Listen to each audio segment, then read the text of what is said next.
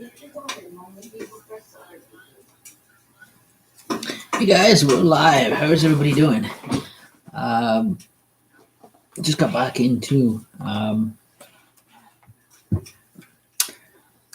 our short kind of what do you call walk? We call it. It wasn't really. It was supposed to have been a haunted walk or whatever, seeing signs of Halloween, but we didn't see anything. Well, people came out and spooked us, but that was about it. And somebody in the back told us nobody was going to be out at this time of night, but everybody and the doggies is out. Definitely. So we managed to get through the videos that I will share. Now I did crack a couple jokes, guys. Don't take any offense to them. Definitely. These were some of my smart remarks. Shows you how some of these people scared the heck out of me. Totally popping out of nowhere. I do apologize for the digging, guys. Totally. Certain abs are going to disappear shortly.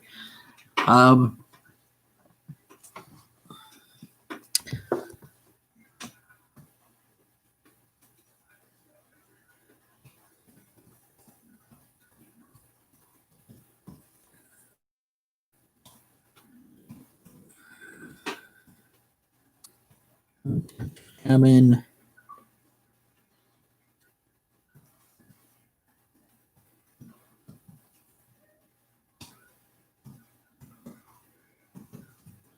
Yes.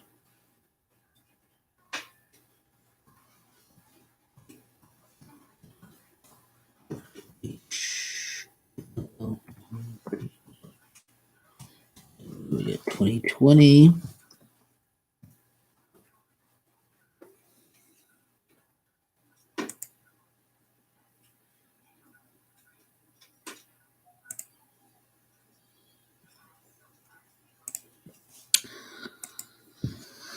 Okay.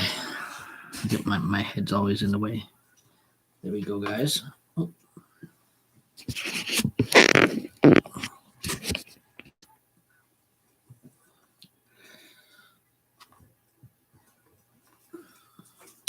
So a little bit of the spooky hour here, guys. And again, just let you guys know, I converted to my regular glasses, guys. So technically, you can say you guys were out for a stroll with Pringles Pete. Definitely.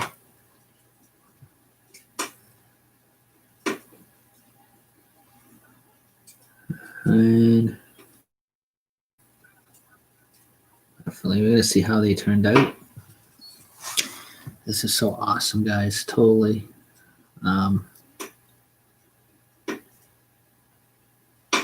Okay, cool. It's showing that I am live.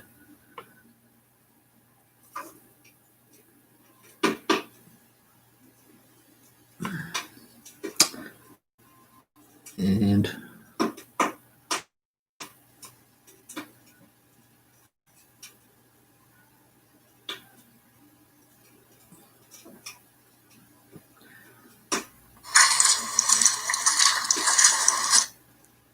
okay, when I want to put in the main title,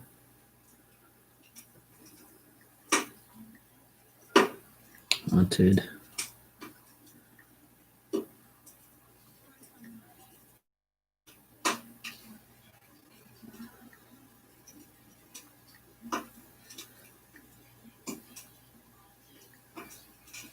and wanted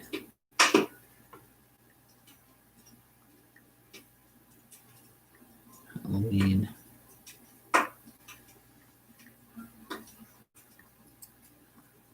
2020.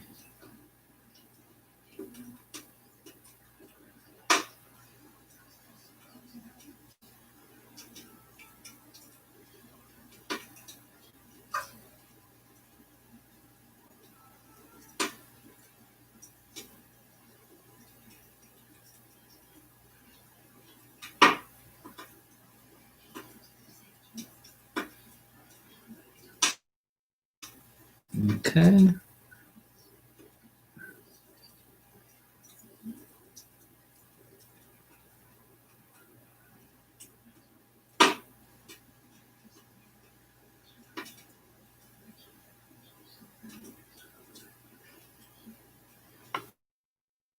I want to set up very quickly, guys. Totally. With it being a Sunday night too. Um,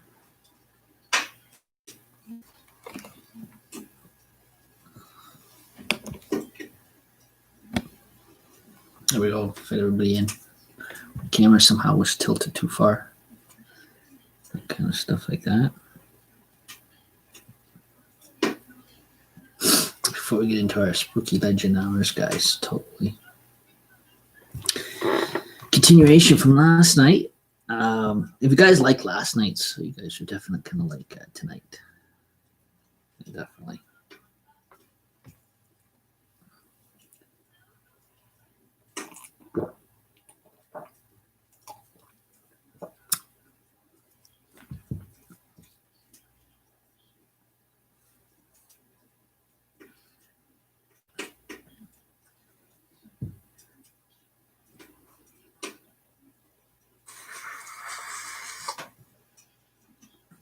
I'm going to title that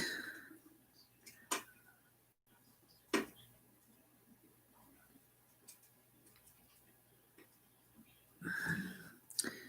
we go Haunted Hunters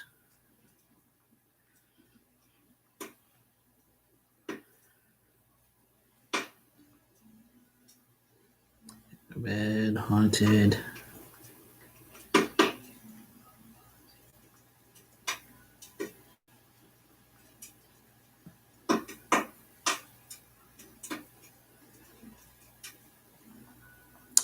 Should put Haunted House, guys.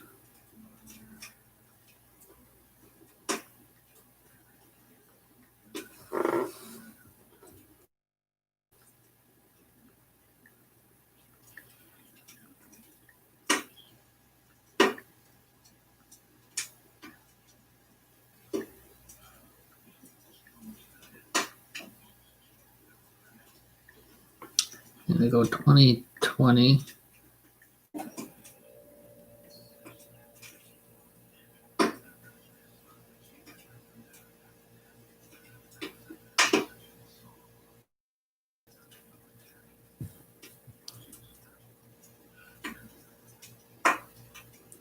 Add those to my playlist because I like to keep those so I can go back and watch them later tonight, guys. Totally. To see how they turned out, definitely.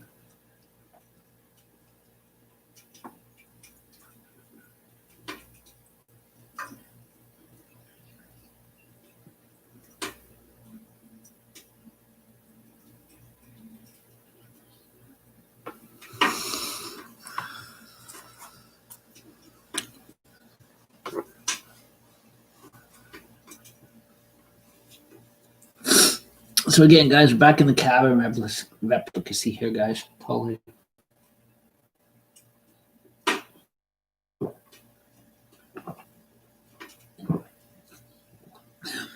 Oh, that scared the heck out of me. All right, says, "Oh, wait till 11 o'clock and get the video clips you need." Nobody be out. It's dead. We'll go for a walk at like 11 o'clock at night. Oh, everybody's out. Everybody comes poking out alleyways. I mean, man, that scared the shit out of me.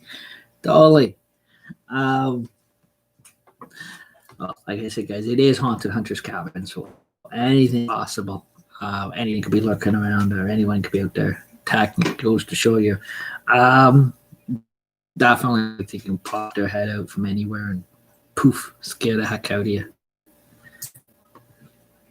That's the fun part. That is the fun part of Haunted Hunter's Cabin, guys. Definitely is, especially when you're putting together a good ghost legend as well. Definitely. There's several of them. It's enthusiasm right there because it shows you who all your horror movie fans are. Definitely. When they pop out on you when you're least expecting it, that shows who your horror movie fans or who your horror legends fans are that love, paranormal horror, ghost legends, and that kind of stuff. That likes that kind of thing with the paranormal and supernatural.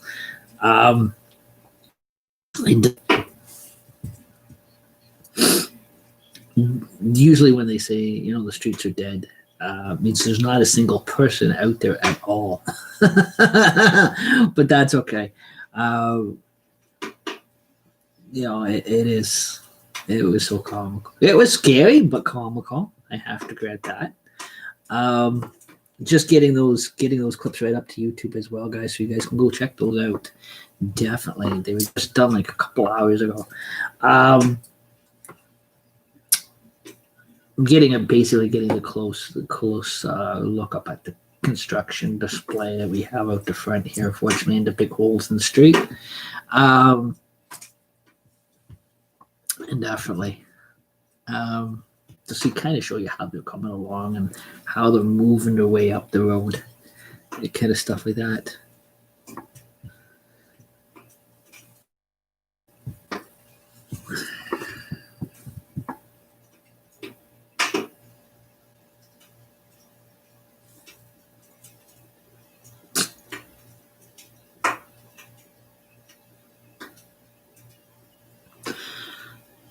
But just a regular after dark evening walk, guys. Totally, kind of stuff like that.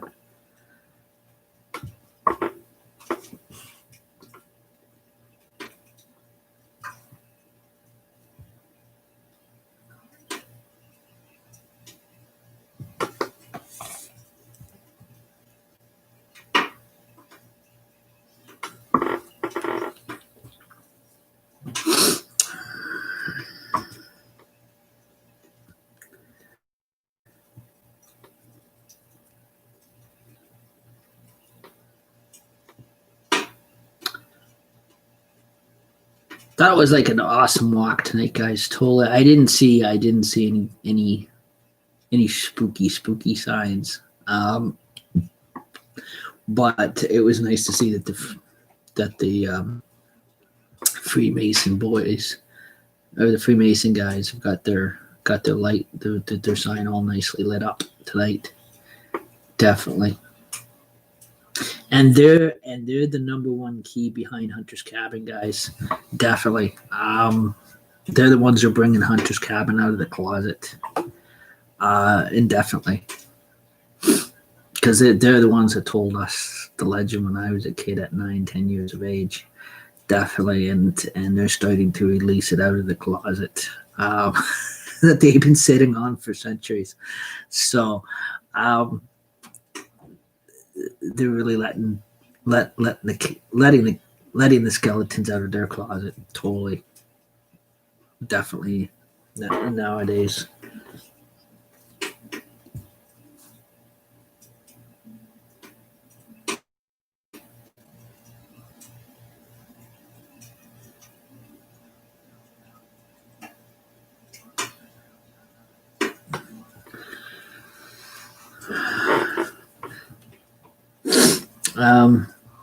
I should have took photos with the wrong phone. Sorry. Definitely, I gotta try to put some of the photos that I have on the other phone onto my Facebook somehow. And definitely, I don't know how I'm gonna plan to do that.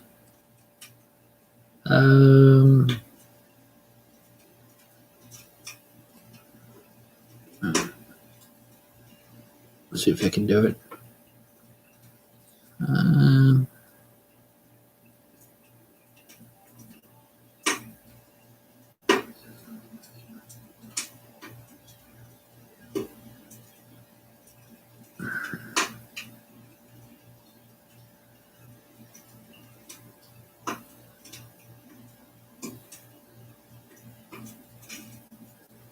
Select all.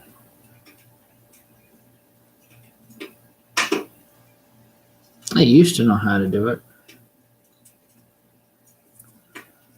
I don't know.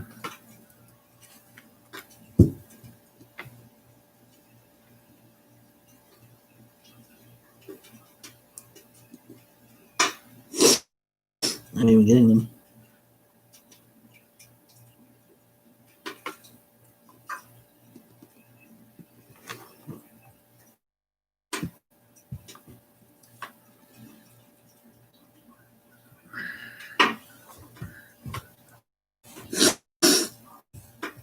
I mean, I have to go to the App Store. That's what I have to do. Go to the App Store. Great.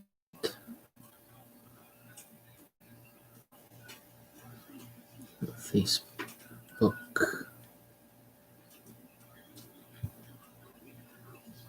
And again.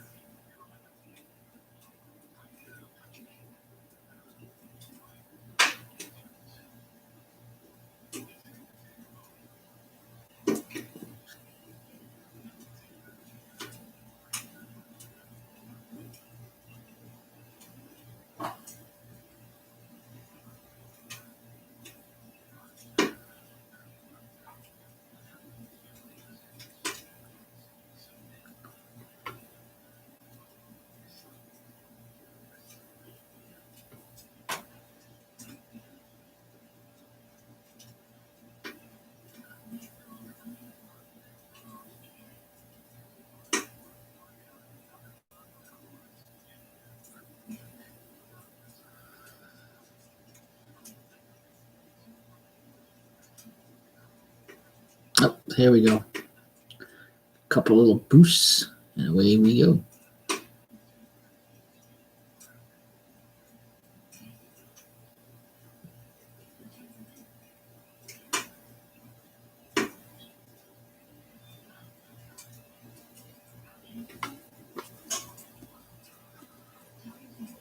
Kind of before we get into our spooky hour here tonight, guys, totally.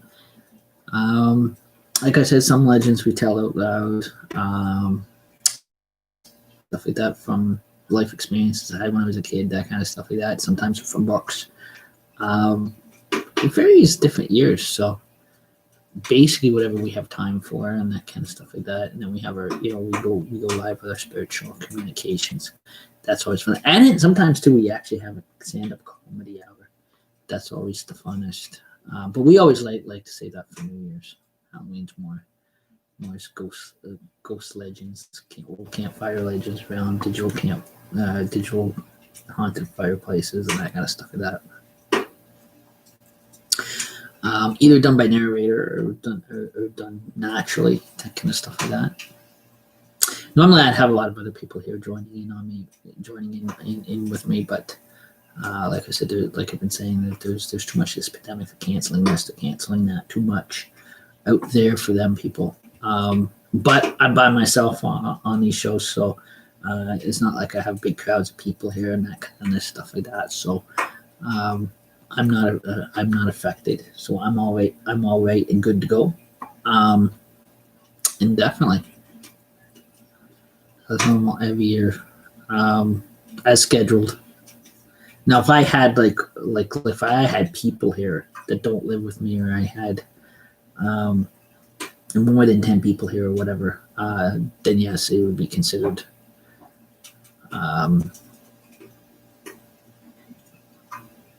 as being.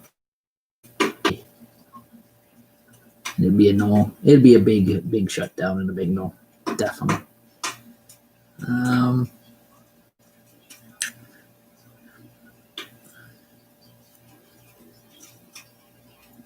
gonna go into here.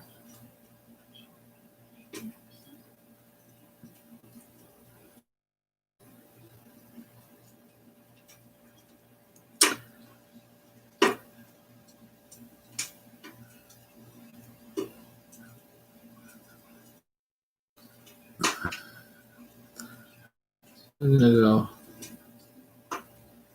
get the photos I need. There we go, guys.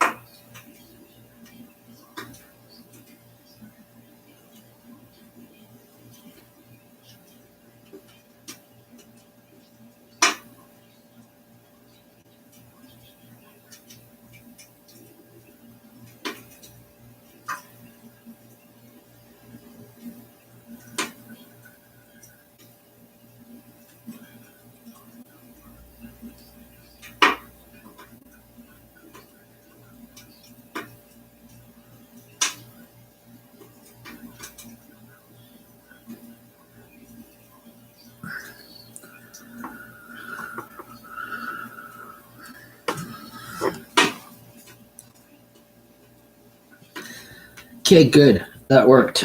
Sometimes it doesn't work. Kind of very bits and pieces in there, guys. Back in a minute, guys. I'm gonna get myself another drink while we get into kind of spooky modes here, guys. And definitely picking up where we left off.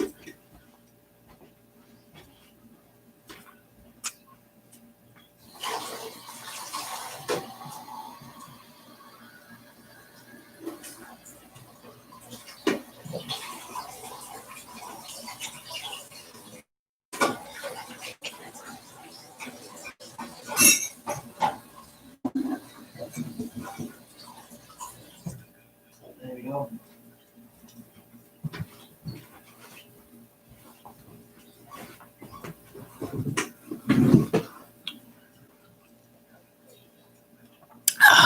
Yes, nice cold water. Always needed. You know, I'm just capping, guys.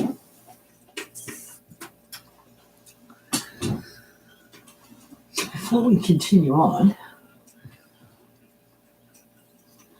and definitely, let's see how those are coming along there. Nope, it's almost to the end, guys. We're almost good to go. Those two videos. I'm actually gonna watch. I get to watch those later. Definitely.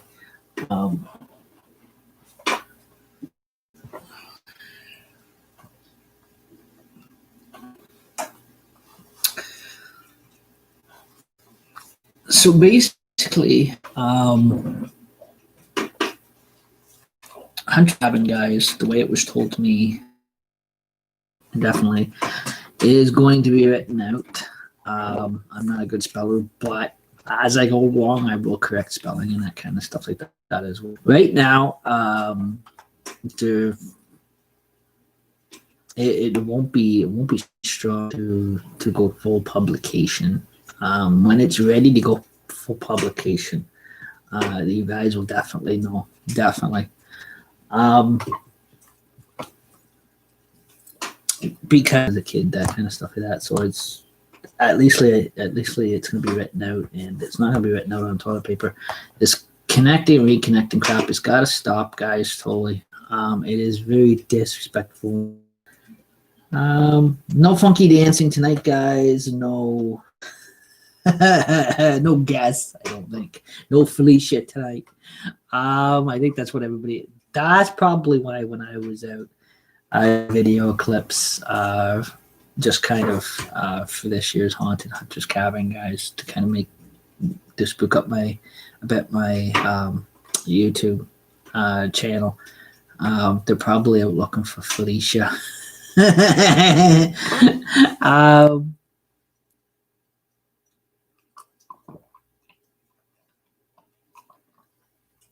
Definitely.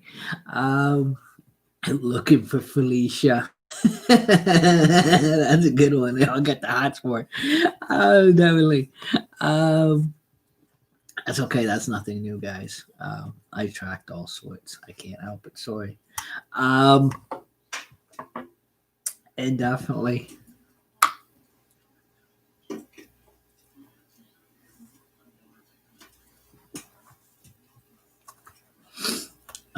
But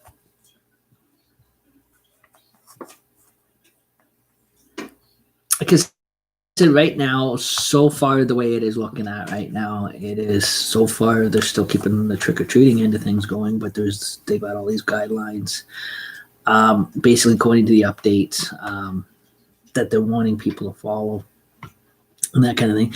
Nothing says that can't change. That nothing's saying that might or cannot change closer to Halloween. It's whatever they decide they want to do. Is if they want to keep it going with the guidelines, or if they turn around and decide we're going to say no, because right now, like Doug Ford is skeptical about parents sending their kids out with all this COVID-19 pandemic. Definitely.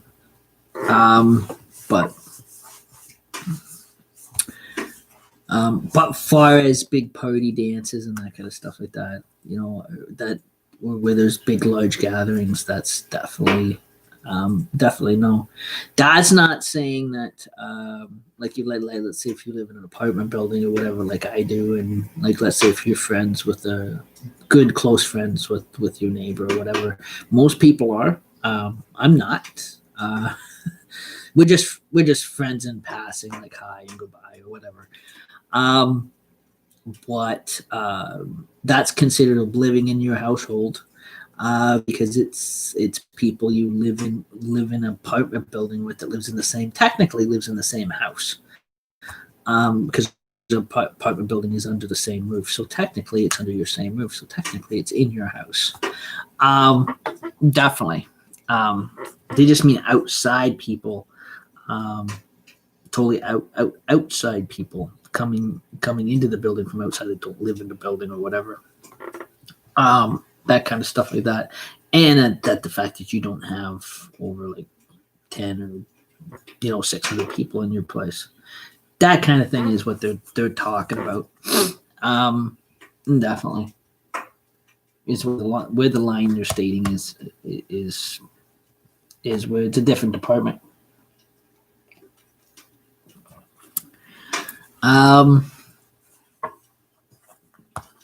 But yeah, but no, don't know my neighbors yet. Well, I know them, but not well enough to have them over for beer. That's a total different department. Um, I think it's they'd have Casper jumping out of their shorts. Definitely. Um, they'd be too scared. Too scared. Too scared. Um, and generally,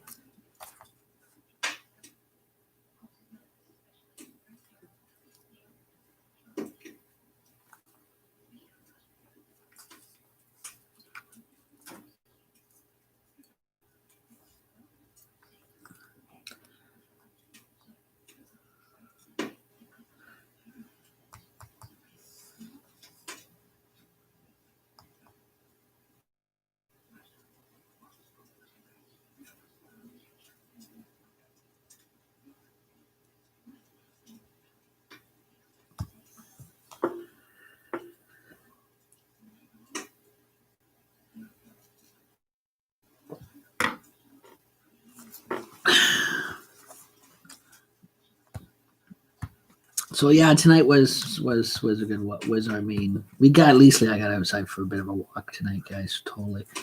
Got some night dark clips and that kind of stuff like that. Um, for these haunted hunters cabin sessions, but that's about it. Just out for a walk, just out on casually, and that kind of stuff like that. That's all I need was tonight. Other than that, normally I don't take photos or videos. Definitely. Outside anyways, because 9/10 of the time there's too many people. You look around the big what you call Kmart shoppers. Or definitely, you know, um,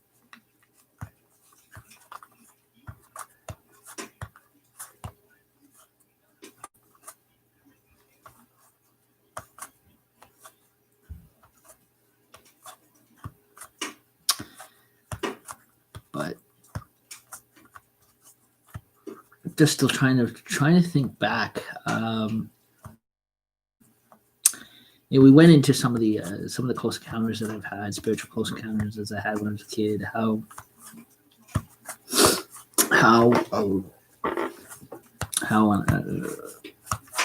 I was introduced to Haunted Hunter's Cabin, the Ghost Legend, and that kind of stuff. It's kind of cool stuff.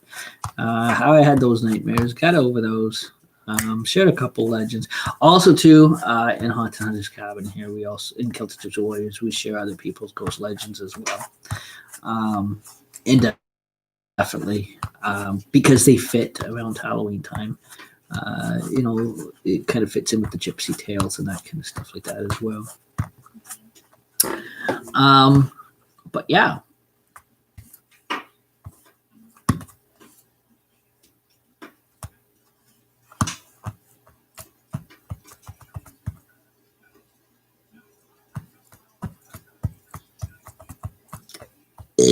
Excuse me.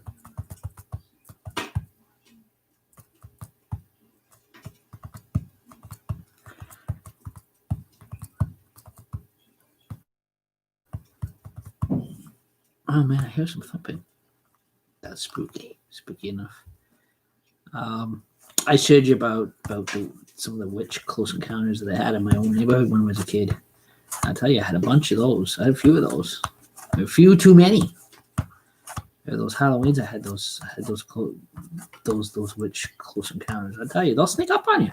They will totally, those paranormal, supernatural, poltergeist identities or whatever. They'll sneak up onto you. No, not a problem. They'll sneak up on you when you're least expecting it. Totally.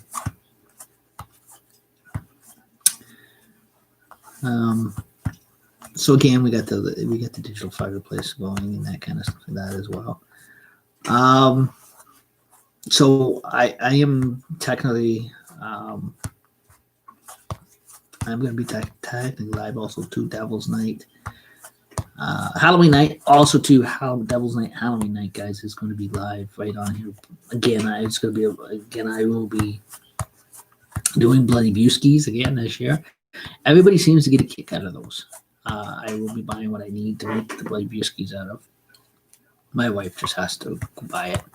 And definitely. So that's so the video clip when we walked by down Claude or whatever, past the Freemason home by the candy shop there, gives you kind of clue what the Bloody Buskies are made from. When I do go buy it and that kind of stuff like that.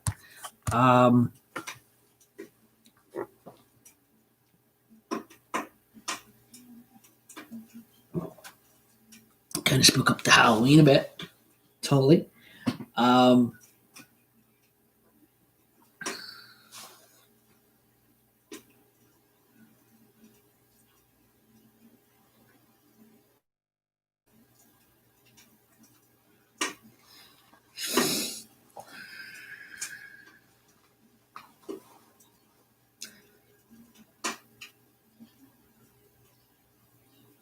So it's kind of good to see that everybody is, everybody looks so comfortable and relaxed. Totally.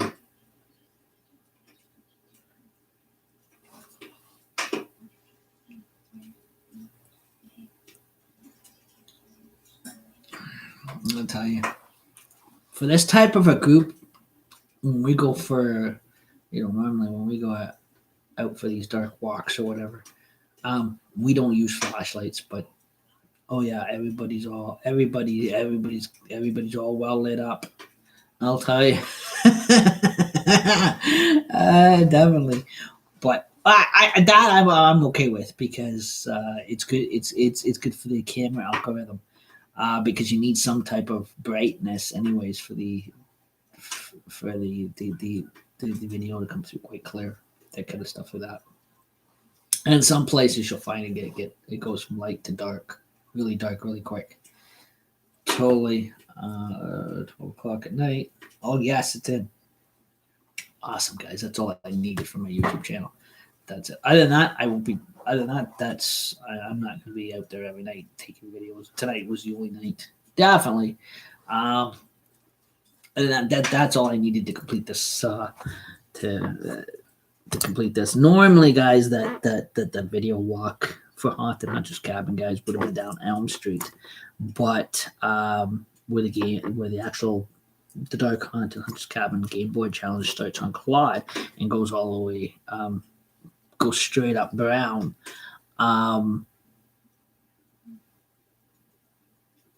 To Tim Hortons.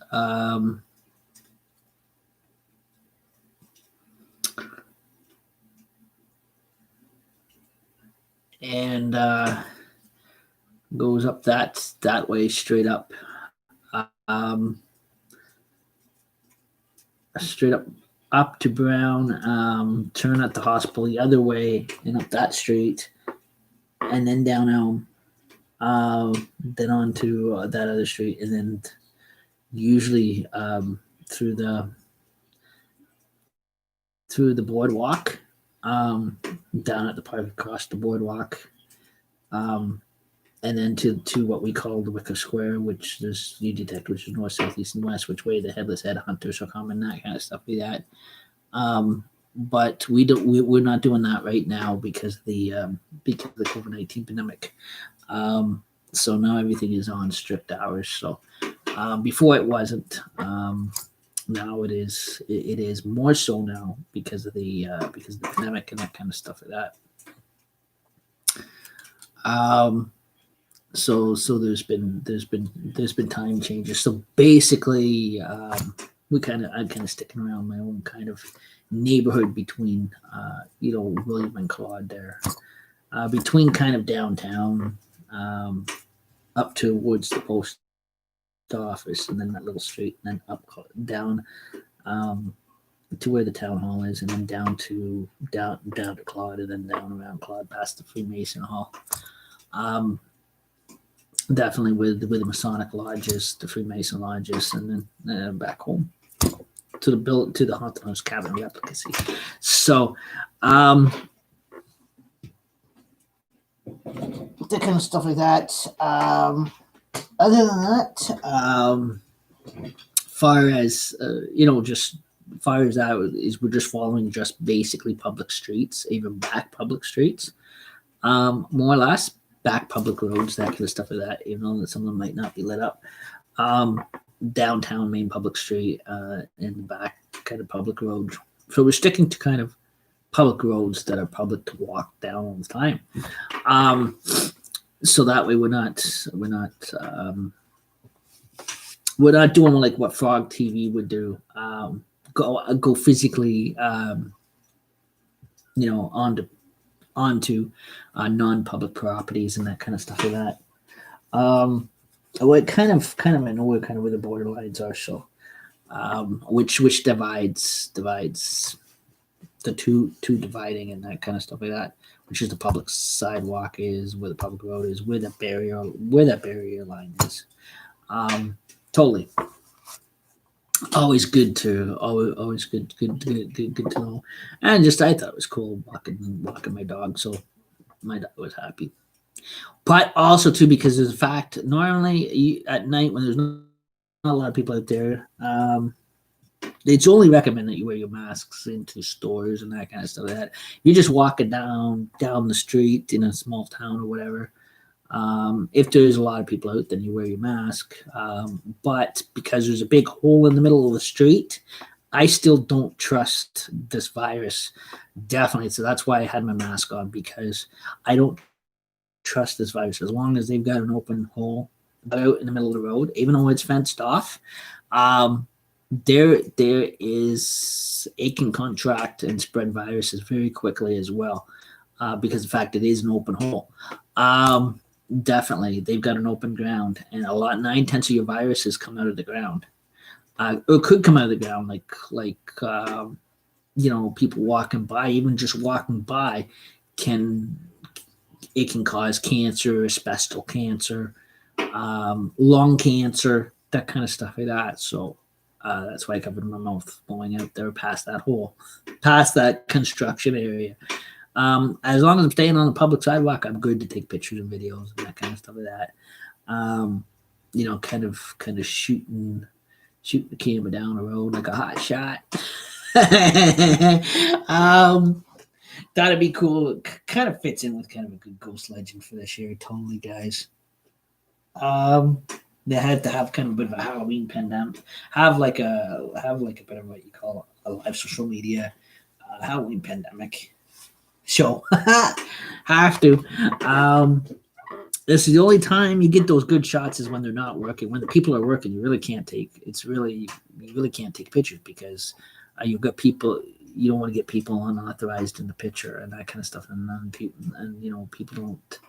You're not getting your authorization to take their picture, and they're working away, right? Definitely. So it's best to take your pictures and videos when it's dead outside and that kind of stuff, like that, late at night or whatever. So that way, you're not getting people while they're working or whatever. And there's not people in and out shopping. Definitely, you're just out for casual night walk or whatever. Hey, put it to everything's all internet, live social media. Hey, why not put it to social media? Definitely.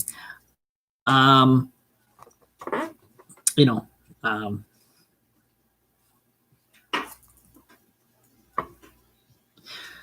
even though I do encourage my wife when she goes out too as well to wear her mask when she's out on the public street as well, because of the fact that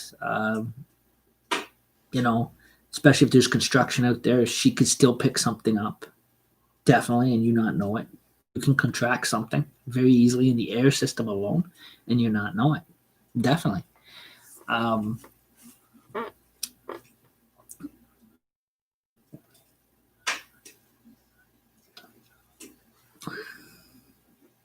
That water tastes funny. I'm not drinking any more of that. I think my freezer cup cracked. I'm getting the liquid from the cup. Whoa. That didn't taste too hot.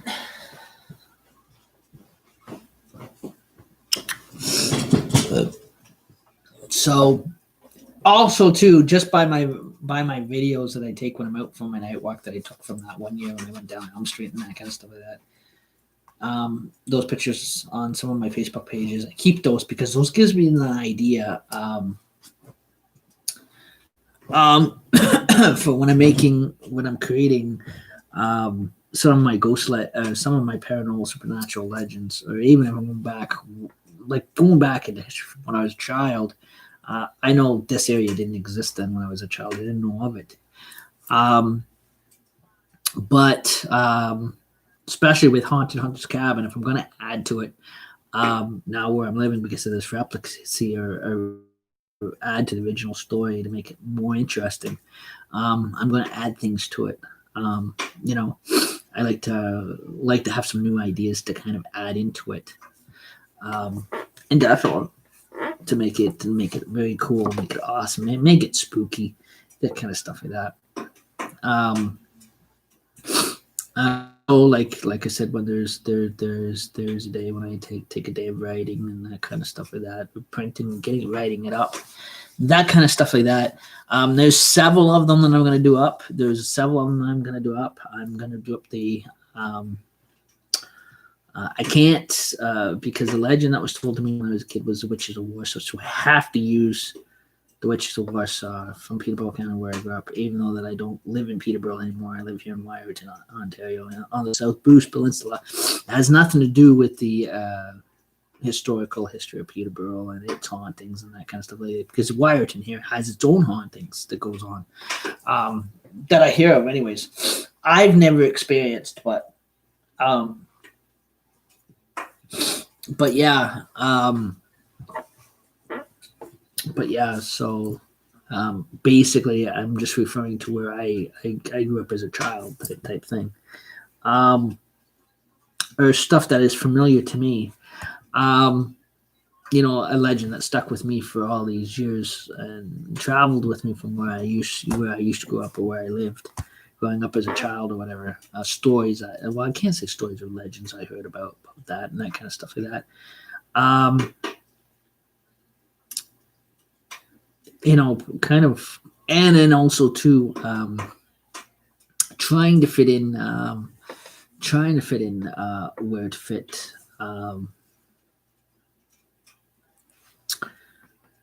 To put it to a legend.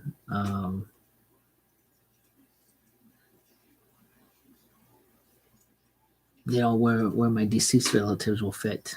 You know, that kind of stuff like that too as well, and what my older sister had shared with me as well, like I was sharing last night, how to put that to a legend as well, with doing it different compared to what actual book writers would use: names, dates, times, where in this case there's names ain't going to be used. It's just going to be pronouns only.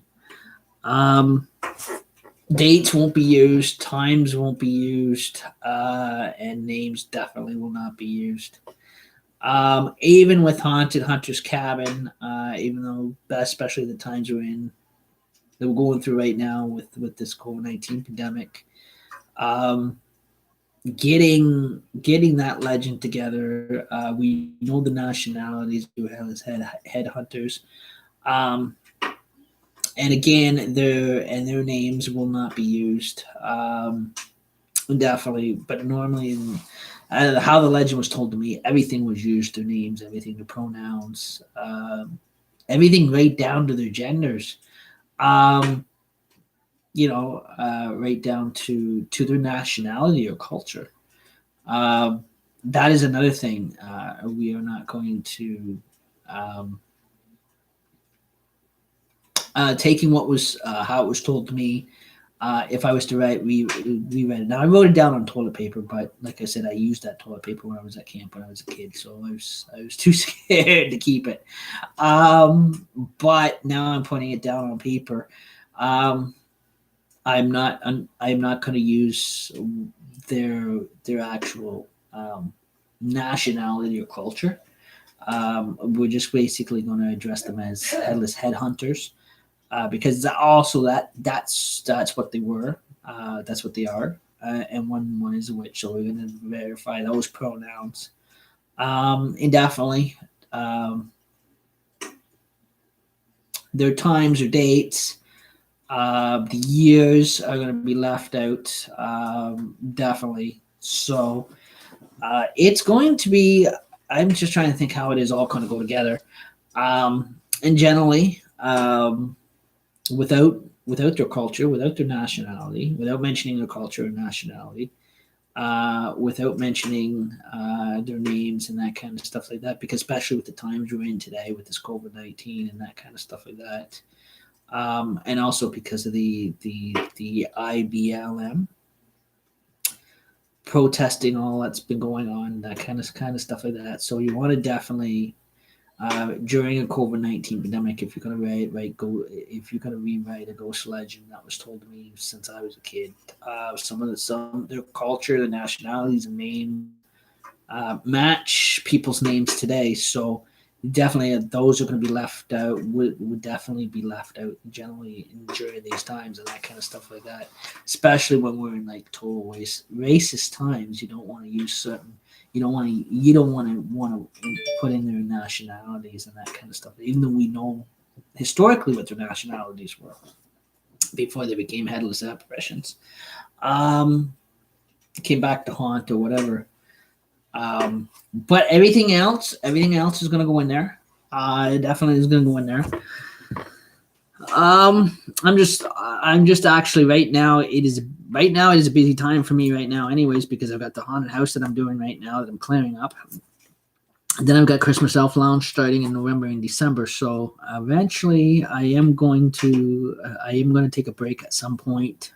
And write stuff down. Go back, watch the videos, and go by with what I've shared, that kind of stuff like that, to backtrack memory. Definitely. And we're gonna put it all together, and it's gonna make awesome, guys. It's gonna make an awesome ghost legend when I'm done. Totally, guys. Um, one of the best ghost legends ever. Now I've got sugar skulls that I've done up for photos, but I don't think usually with if it's going to be like a or legend or whatever, campfire legends, and it's going into a book or whatever. You don't really want to put pictures. That is people are more interested in reading than seeing pictures. Now there's some people that can't even read, and all they can read is by pictures. I think they only visualize. Especially if you get people in third world countries, like Middle Eastern countries that are English broken. All they understand is pictures. They don't understand English. They don't understand words. They only understand photo imaging only. Definitely. But yeah.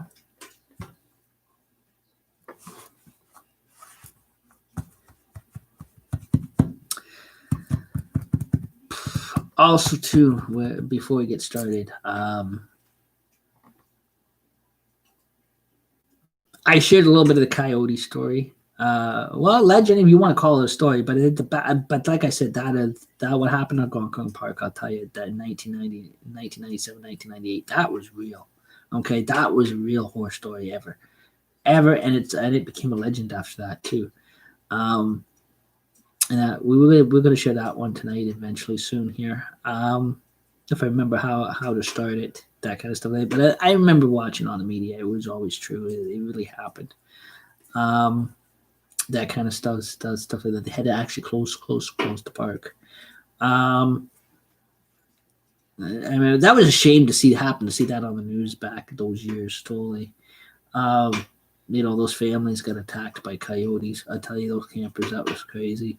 We probably killed them by them or whatever. I don't, because on how realistic that one is, I don't think I should really share that one. Definitely. Because I know coyotes are just as bad here as well. Um, and definitely, why do you think I keep 6 feet away from the bushes here at night? Totally, especially where that old fruit land is, because coyotes would be poking their heads out of there. Definitely.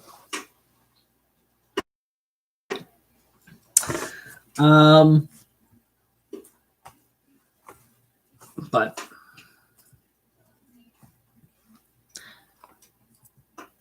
at least I'm not promoting Shrek. Okay. There's a character. Do not get me started on. Definitely. I know I watch spooky stories with Shrek. I do like the guy that played Shrek, but Michael Myers, not the Halloween Michael Myers, the comedy Michael Myers, the other guy played Michael Myers, not the same guy that did Michael Myers in Halloween. But no, Shrek over the years, especially with TikTok, a lot of weirdos have tried to imitate Shrek and then find out that they got a criminal history. Definitely doesn't go over quite well. So they're technically giving Shrek a bad name. Definitely. So they're sinking him way down to the low level, just like they did Barney. The purple dinosaur, that big fat purple bitch. Everybody calls him. Definitely. But off key on that one. I think they did the same thing with Pee Wee Herman, if I'm not mistaken. They sunk him down to a very low level.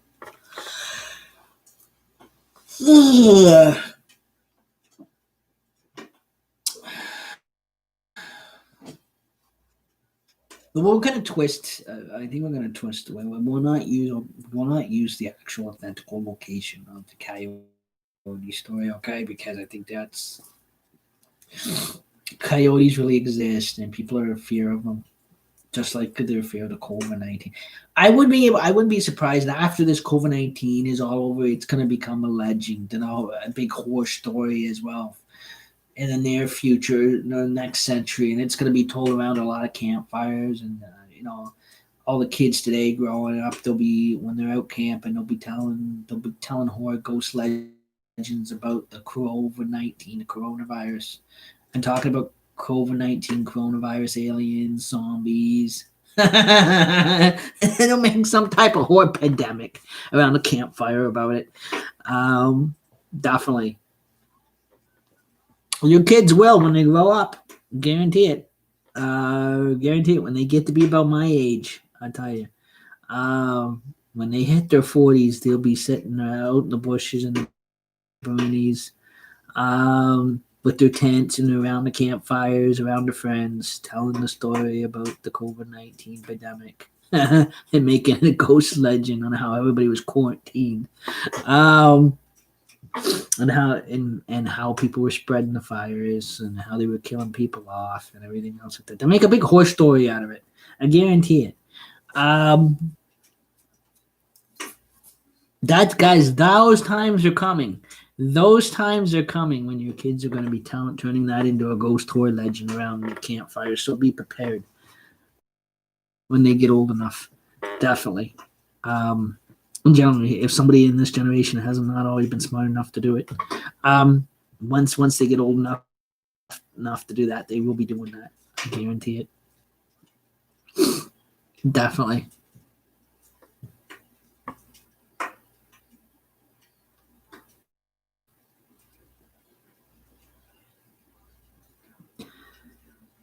That's also too, guys. Like we're sharing too, Haunted Hunter's Cabin also holds a lot of dark hidden secrets that nobody knows about, spooky secrets and that kind of stuff like that. When it hot and that kind of stuff like that. I've shared a little bit of outline with that and that kind of stuff like that. But yeah,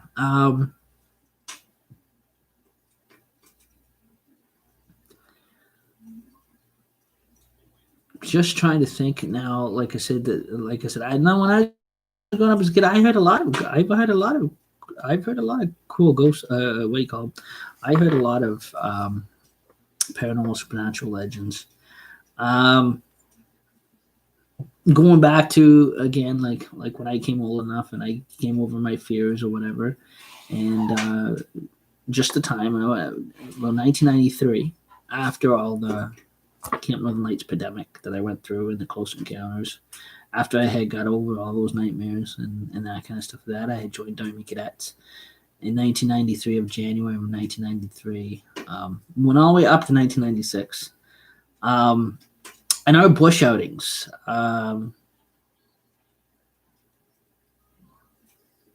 we of course we sang, crude military songs in the bush. I'm not going to repeat those on here totally, because yes, they even though this is an adult show, they do get a little offensive and can be a little perverted. But yeah, some of the way we used. Now we didn't play capture the flag normally like they would in scouts or like you would at a community summer camp or whatever. When we were in cadets, we used to have handcuffs, real handcuffs, not plastic things, not imitation metal. Safety release latches. We had the real stuff. And we used to tie each other. We used to wrestle and tie each other up to trees, everything else like that. In the bush, you have your blue team, you have your red team, or we'd be set up in different teams. We march off to different sides of the bushes. Fortunately, into the bush, the blue team, or what they call, of course, we were set up in military companies. We had a couple, because each platoon had their own company. We had 3 platoons, so we had Alpha, Bravo, and Charlie. So they split off into different parts of the bushes, and definitely with radio combat and everything else like that. That buzzing has to be under control. So Charlie Company went one way and set up their base camp.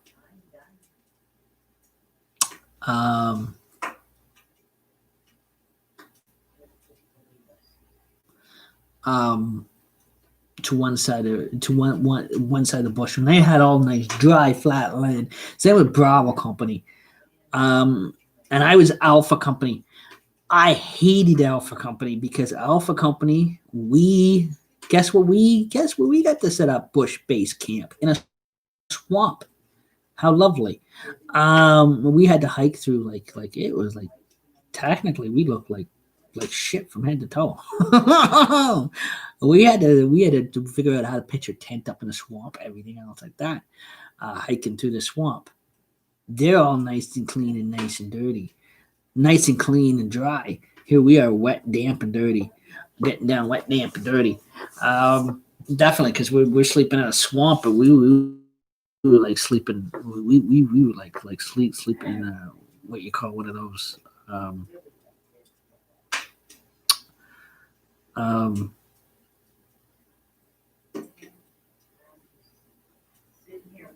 Septic. It was almost like we were camping in a septic tank. We weren't though. We were camping in the swamp or whatever, or doing our bush training in the swamp. Um, and that, but the other two idiotic companies, oh yes, they had nice dry patch land to pitch tents on and that kind of stuff. Have a campfire, and here we are trying to build a campfire in a bush in a swamp, with water and mud. Definitely, we'd be lucky if we were lucky enough to keep the thing lit. Totally, and how damp and wet the swamp was. And in that swamp too, we did hear spooky sounds at night, especially when the fog mist came over. I remember there was, it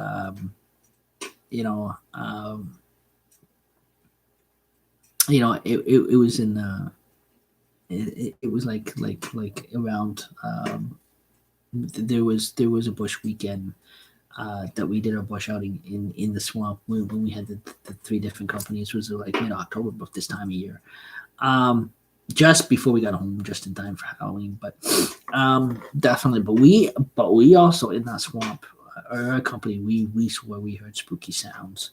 And we seen weird stuff, and not that swamp and that kind of stuff, that and the foggy mist and that kind of stuff like that. A lot, definitely you could hear coyotes howling or whatever. But the idea was we were sneaking up on like we technically, the other companies were sneaking up on our company or whatever. We would sneak up on their company or whatever. But they stayed on dry land. They wouldn't hike into the swamp. But to come after us, so we had to go after them on the dry land. We're coming out all muddy and crappy looking, wet. We kind of looked like shit by the time we came out. Definitely. But yeah, but we kind of, had a wonderful wrestling game of capture the flag. But even patches, they had heard things as well. They had heard spooky sounds, coming from in the midst of the wind or whatever. They couldn't figure out what it is. Even today, they couldn't figure out what it was. It was kind of weird. We all heard it. All three of our companies heard it. Got us all curious, but we were all together. Like, we were talk about being in the large crowd. We were in too much. Then in those days, there's no such thing as, not being loud in a large crowd, and that kind of stuff like that. But that's basically all I can remember. Other than that, along that line, I haven't had any experiences on those bush outings to put anything together for that. Not like I did at the summer camp that I went for 2 years in a row.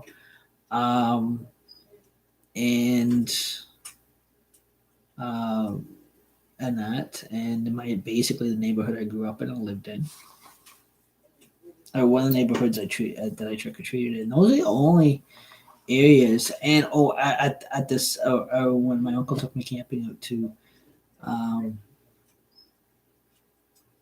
Warsaw Caves, about the witches of Warsaw.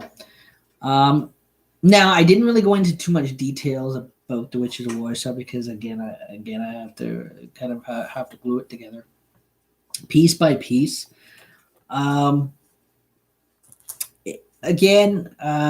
Technically, like I said, they come out on a full moon.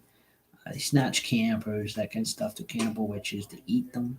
Nobody ever goes into cave 9, 10, 11, 12, 13 ever, because that's where supposedly the witches live. Deep down. Now, some people have gone down there and not come back up. It is an interesting, again, like I said, it is a very interesting ghost legend. Legend says it's, and also too, some people believe that there is as deep as they go down. They've noticed my uncle and I. We didn't even attempt to go into. Well, he tried suckering me going into down to cave 9, 10, 11, 12, and 13. I said no. I stop at cave 8. I get the hell out. Um, definitely. Um, and even in cave 8, he swore he's seen just through a crack peeking into cave 9. He swore he seen a room uh, in there, like something was living in there. There was a room in there. There was, I guess, there was a couch. There was a bed in a cave. Um, you know, and I said, "You got to be kidding me! This is a cave. They haven't been used since ancient times." And he says, there's witches living here. Something's living here. They were comfortable down there, and then you see a witch cauldron. He said, I can see a witch cauldron down in here. I said, yeah. I kept saying to myself, "You bullshitting me." Totally. When I looked, I'm like, oh my gosh, you'd be surprised what spooky stuff we've seen in there. Definitely. Um,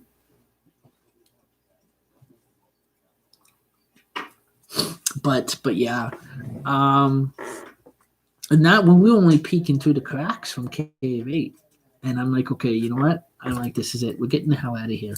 I'm like, if you believe there's witches that live down here and they're cannibal witches, we're getting the hell out of here.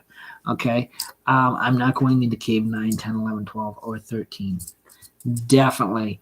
You're on your own all you can eat buffet. Definitely. I remember saying that to him. It kind of spiked him up. So I got my way. We did not go into cave. We did not go into caves 9, 10, 11, 12, and 13. We were smart to avoid that. Just in case if the legend was true that it says it's based on. In generally. But it just felt like when we went back to camp, when we went back to where we set up on our campsite that night, I swore I seen things. It followed us. They followed us out. They followed us out of their cave. Somehow they followed us and sensed us. So again, they were haunting our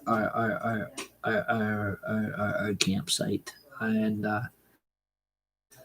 you know, uh, at first I was scared crackles because he was nowhere in sight. Try to get his attention. I guess he was out trying to get firewood for the next night, whatever. And we started hearing these sounds, and oh shoot.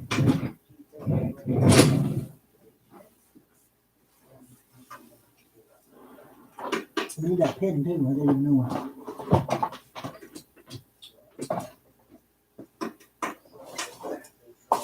No, I don't know where it went. Oh, there it is. Found it.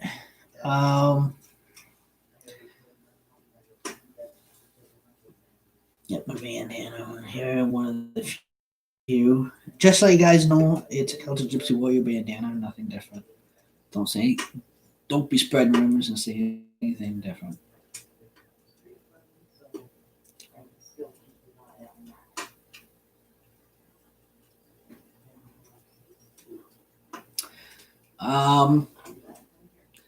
So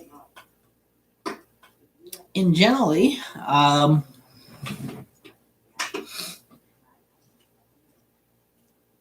no.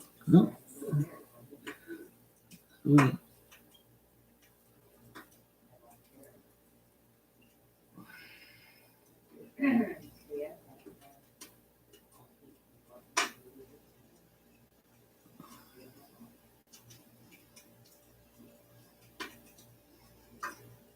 And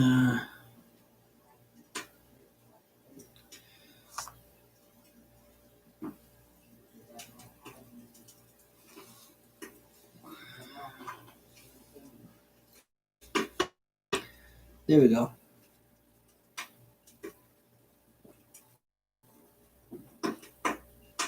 Put the crown at the top. Usually I don't put the crown at the top, but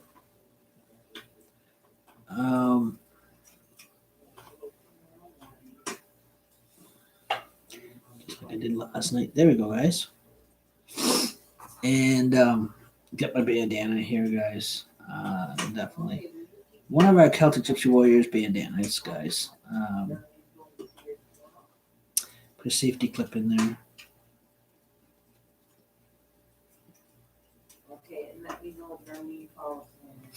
And so anyhow, the Witches of Warsaw, guys. We were at our campsite, and they had hunt, and we could hear them. We could hear them chanting and screeching and laughing and that kind of stuff like that. And again, we sensed their apparitions, and definitely. And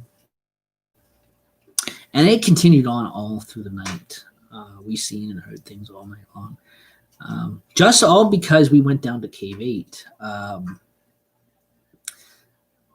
And I swear I heard voices calling my name out, trying to invite me down to Cave 9. And, these witches were calling me or whatever. And I did not respond. I was too scared to. So I stayed huddled in my sleeping bag. That kind of stuff like that. Now we had two different tents. I had my own tent. My uncle had his own tent. That kind of stuff like that. So we kind of slept in our own tents, more or less.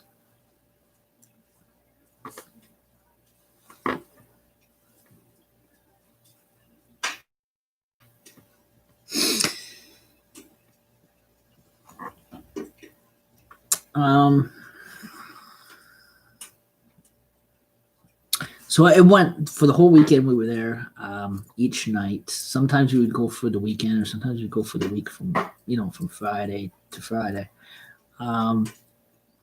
We'd kind of hear the sounds in that.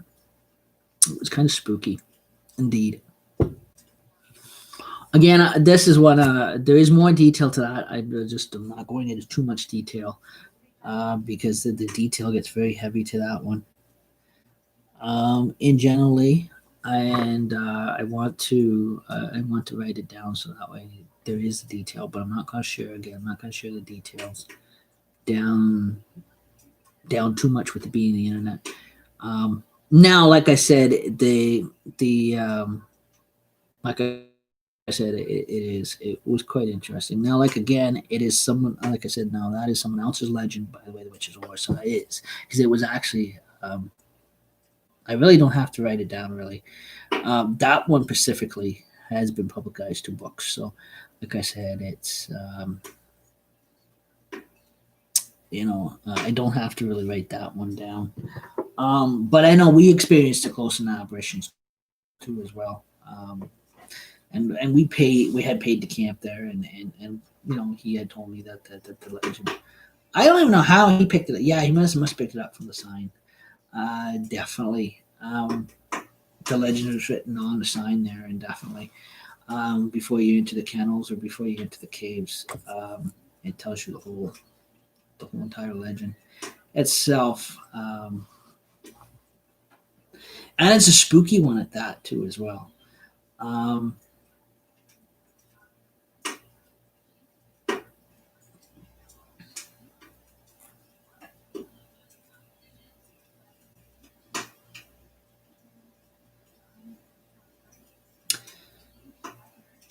And then, so prior to that, from even when I was growing up in Scouts, when I was a kid, I was also in Scouts.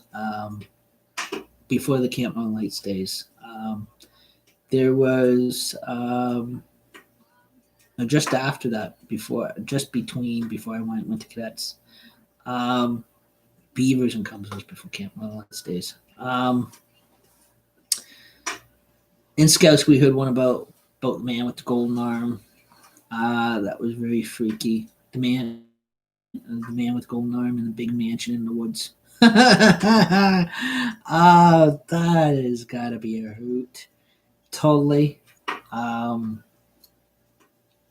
forget how that goes. I have to sit back and I got to brainstorm and remember that one. That was spooky. Definitely.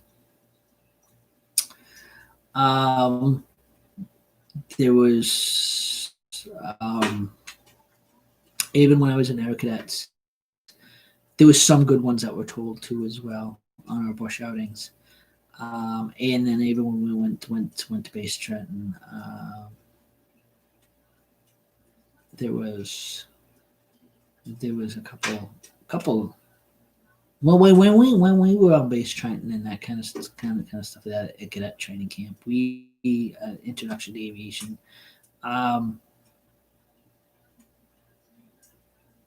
Wasn't really. We weren't really told any ghost stories there. It was basically on our bush outings they were told that kind of stuff like that. And definitely. But yes, we heard of tragedies that happened on the base and that kind of stuff like that. But that could be put into a legend. Again, pronouns, no dates, no names, that kind of stuff like that. If you'd have read it into actual ghost legend itself to make a big ghost legend out of it, definitely you can't put any names or dates. Definitely.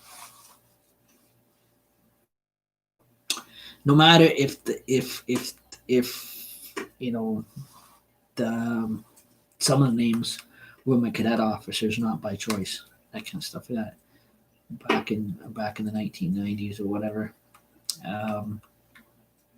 that might have been involved in some of the tragedies or whatever. That's no longer there, and that we can't use any names. Definitely can't use names. It is definitely not allowed. It is security protection. Definitely.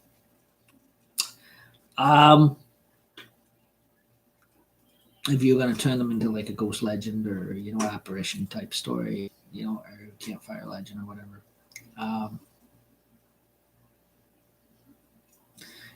definitely it's got to definitely be all changed around. So definitely, totally.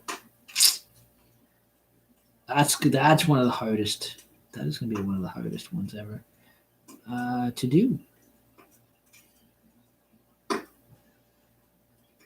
I think I'm gonna skip that one. Yes, I'm gonna skip that one. I'm not gonna bother with that one. Because that one, like again, that one is too what you call too realistic. In generally. So yes, that one is gonna skip. We're gonna skip that one in generally.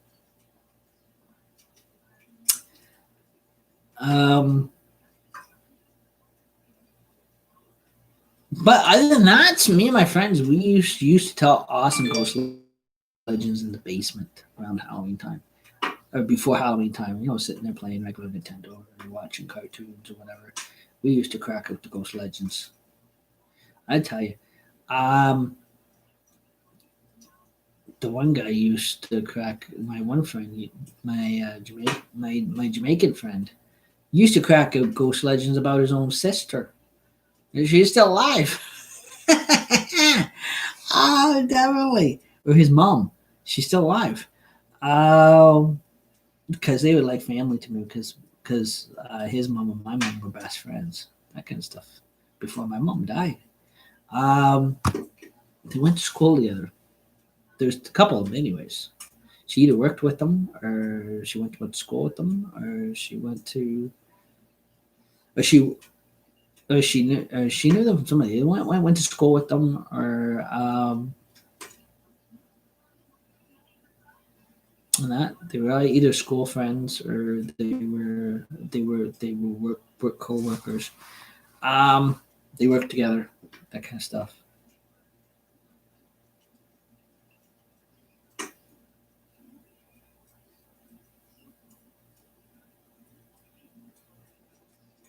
I knew them at a very, at a very good level. That kind of stuff like that as well.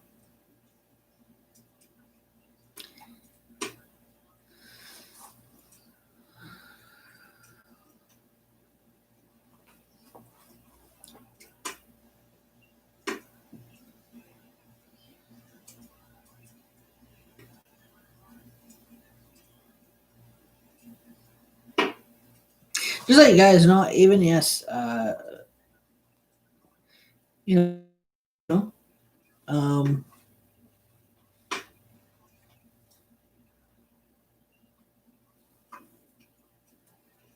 some of the ghost legends I've heard that growing up would probably scare you. If they're told, retold right and that kind of stuff. Like that. Now with Haunted Hunter's Cabin, like I was saying before, because it was a legend that was told to me when I was at 9 years of age, 10 years of age. The priest that told it to us and us campers that it was told to are the only ones that was at the Camp Northern Light sessions that can tell us legend, more or less. No one else really can't really tell it. That kind of stuff. Yeah, we're the only authorized ones that can tell it, because it's based on our own private experiences and that kind of stuff as well. On how it was told to us, and how we went through the order of the Celtic Gypsy Warriors. And how the group of Cathar became Celtic Gypsy Warriors. So before it was Celtic Gypsy Warriors, it was called Cathar, and then it became Celtic Gypsy Warriors. So,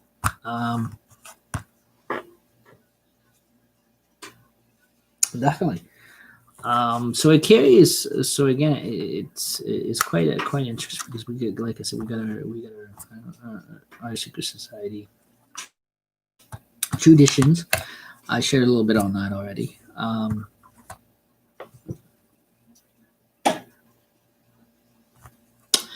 Again, we got the haunted fireplace back, or digital fireplace back here. Everything was digital now and new replicas. But like I told you guys, we were back at our what you call our own, at our headquarters, which is the Haunted Hunter's Cabin. That's really, really haunted, guys. Totally. There'll be no digital fireplace. The hauntings would be real, and it'd be down to an old video camera, VHS video camera, and that kind of stuff like that. And it would have to be taken to a computer afterwards if we got out of there and uploaded to a computer. And definitely.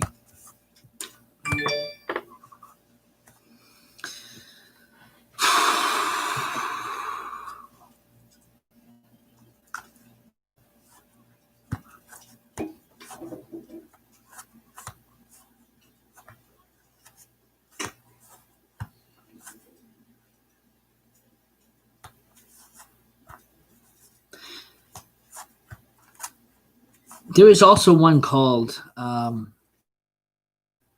now. How I'm going to share basically how I got my nickname, some camp name, which how I was entitled as a Gypsy Rover. Basically, we were given Celtic Gypsy names, and they figured again they assigned. I earned the name the Gypsy Rover because based on how spiritual I am, and how how I don't ever stay put. I'm always always on. Usually, I'm always busy or on the go or whatever. Right now, not more so, not because of this pandemic, but normally because I'm so active, spiritually so active, that kind of stuff. So that's why I got called the Gypsy Rover, and definitely, and because of my spiritual instincts, and definitely, to and it is an historical history, source of spiritual energy and magic within myself spiritually, that kind of stuff. So like I said, it is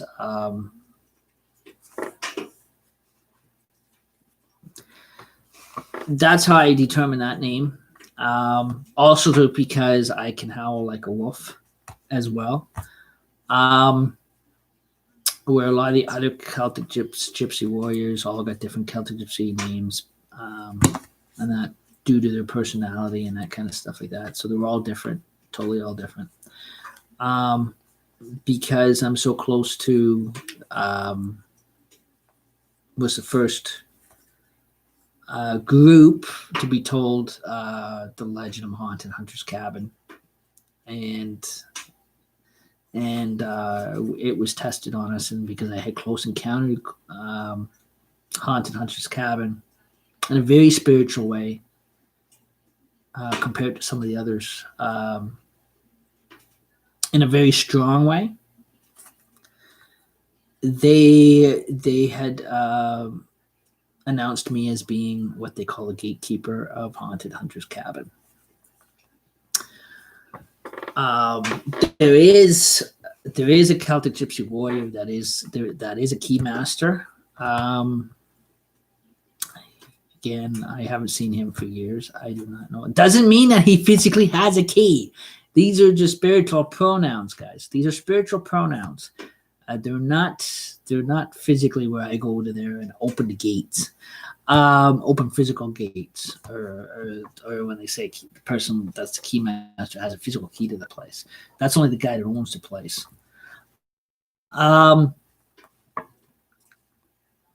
It just means that they're spiritual pronouns of spiritual guardian, spiritual, what you call spiritual guards to Hunter's Cabin, which is a spiritual wall channel. That knows its power and its dark history and that kind of stuff very, very, very, very well. That kind of stuff, and knows how it's capable of haunting, and has experienced the apparitions at different levels, and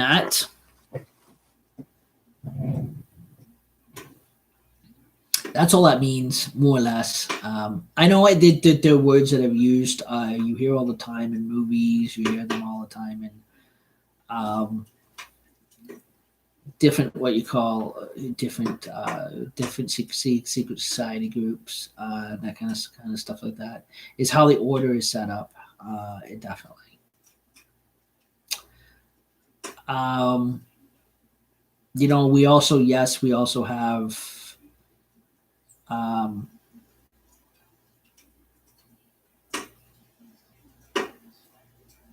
There's a gatekeeper, which is me. There's a key master. There's also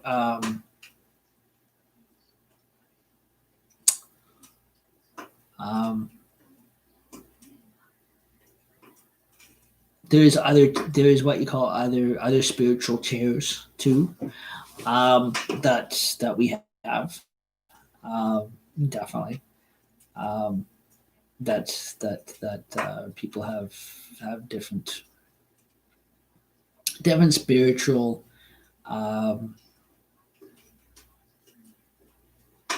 duties that they would call it spiritually,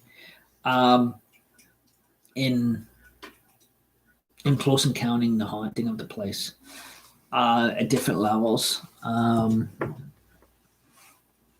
We do also have we have what you call we have our Celtic Gypsy Grim Reaper, which is the spiritual grave, which is your spiritual grave guardian over Haunted Hunter's Cabin Cemetery. We're not talking about the real cemetery on the real grounds. There's spiritual pronouns that we use relating to the physical objects in the legend, or more or less.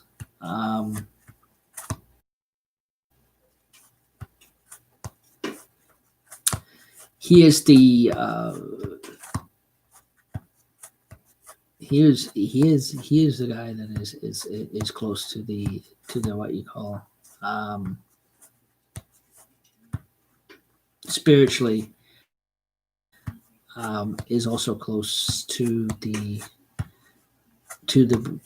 what you call the cabin bridge itself.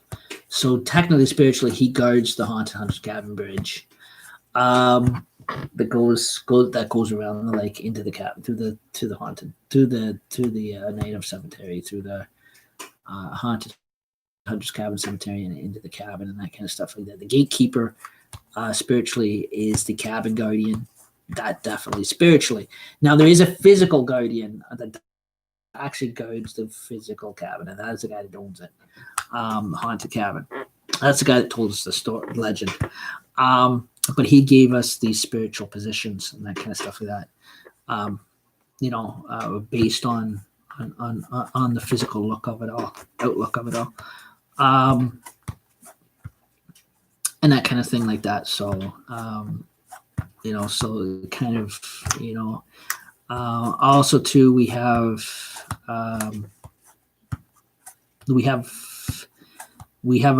a spiritual dialist. Now that is a physical position.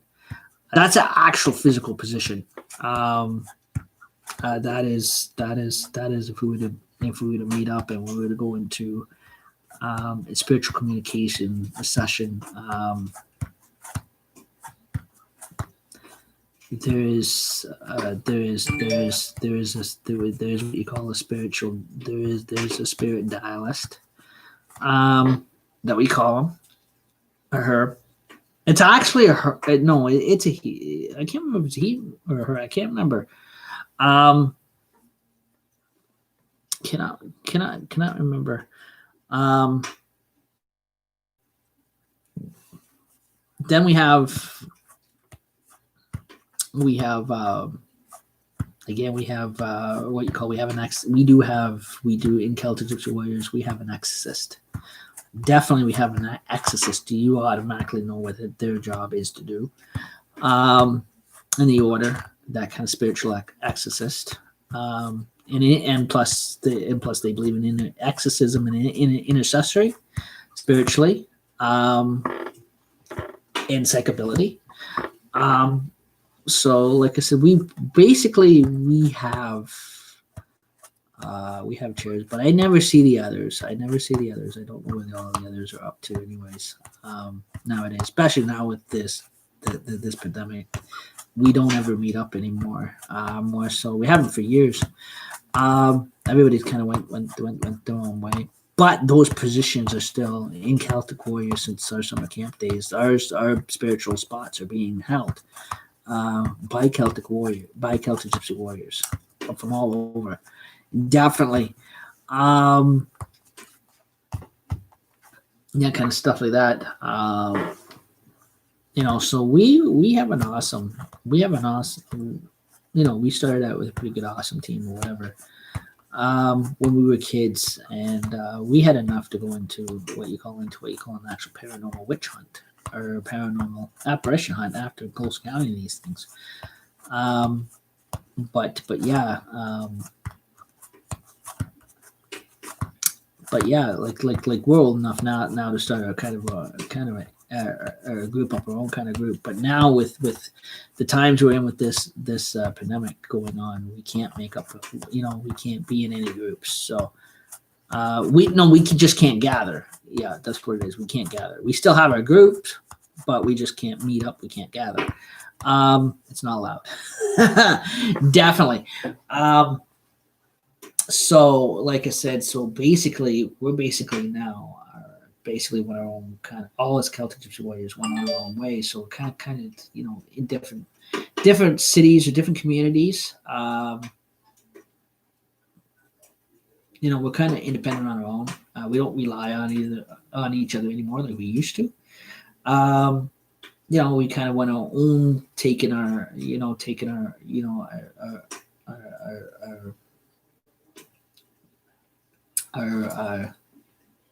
skills and everything else, spiritual skills, to different parts or to different communities and that kind of stuff like that.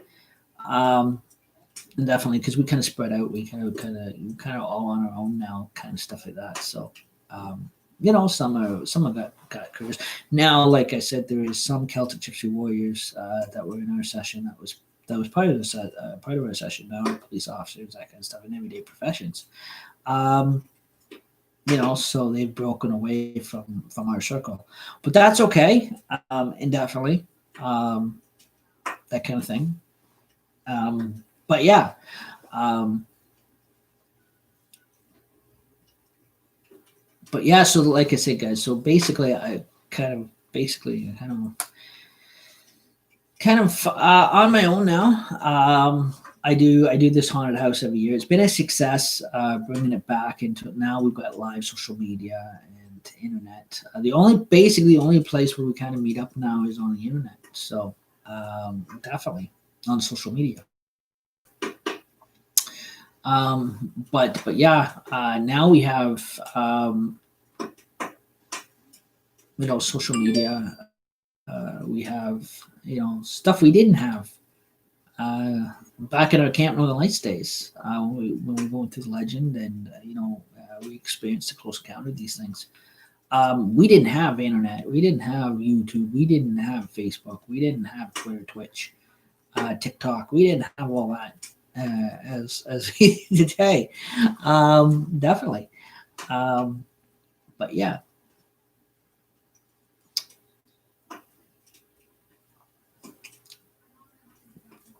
I would be able to recreate it all and to make it digitally, to a digital level. Definitely. Because Hunter's Cabin is one horror story, I tell you. It looks good with a digital fireplaces compared to a real one, especially when it's replicacy. Definitely. Or everything that I have is all replicacy. And that kind of stuff with that.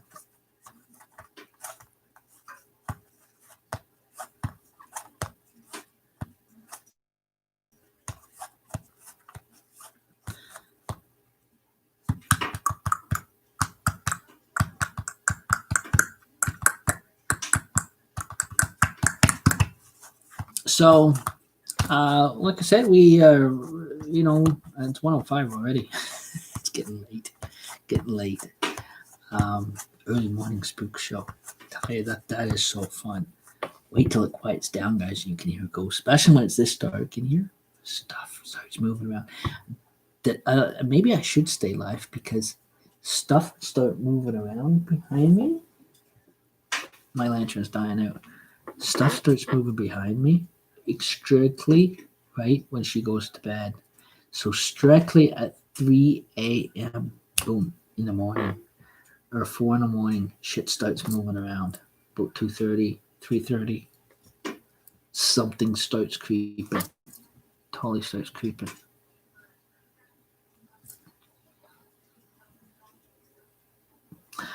And the zombie, the plastic zombie decorations back there, Halloween decorations that are set up on the floor. Now, when we do spiritual communications, that's all going to be set up on the table too as well. And definitely, so in camera view here, and definitely, so that way we're diversing the spiritual energy into these dolls, because they're already starting to move around, creep me. They're already starting to move around and creep me out, totally, and definitely.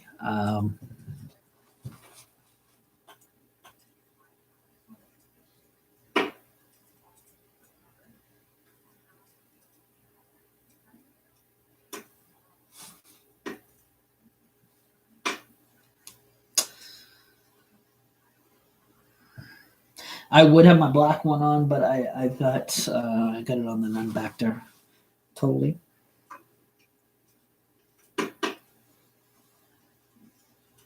So remember, guys, Devil's Night, or the day of Devil's Night, my wife's gonna go out and buy me the case of beer I need to make the Bloody Brewskis out of. And definitely, she's gonna buy me. Actually, I think she's buying me a big case, and definitely, so we can make those Bloody Brewskis. Definitely. So we're gonna be able to have a bit of a kind of a Halloween cheer at least, on live social media and that kind of stuff like that.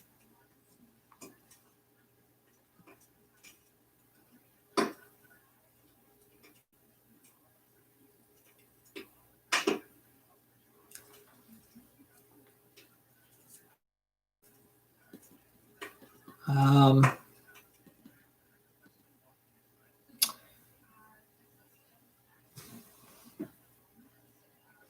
what happened there back there? That was freaky. Did you guys see that? I didn't even touch that. It went off, and it went on. It went off, it went on, and it went on by itself. Something turned that on back there. Something is here. Definitely something's here.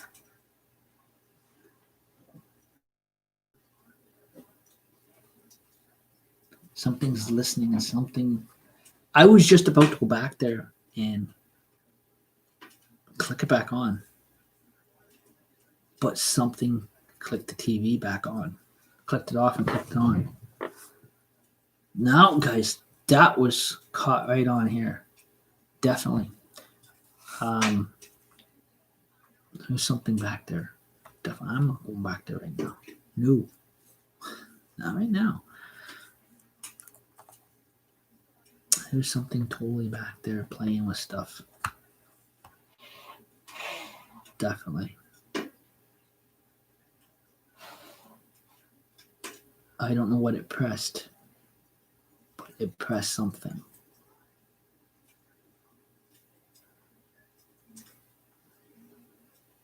Like I said, guys, this is Haunted Hunter's Cabin. There's a lot of spooky stuff that does happen. Especially also too because we're getting closer and closer and closer to Halloween.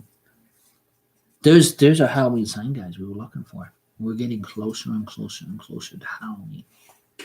Totally.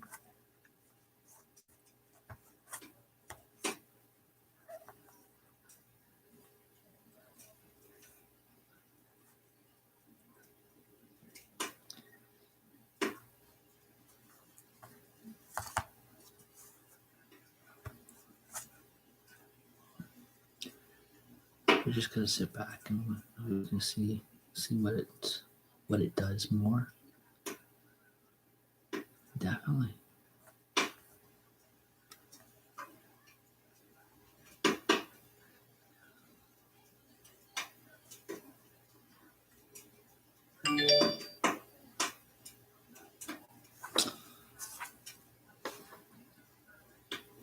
I'm gonna turn this down. It may distract whatever's back there with it digging.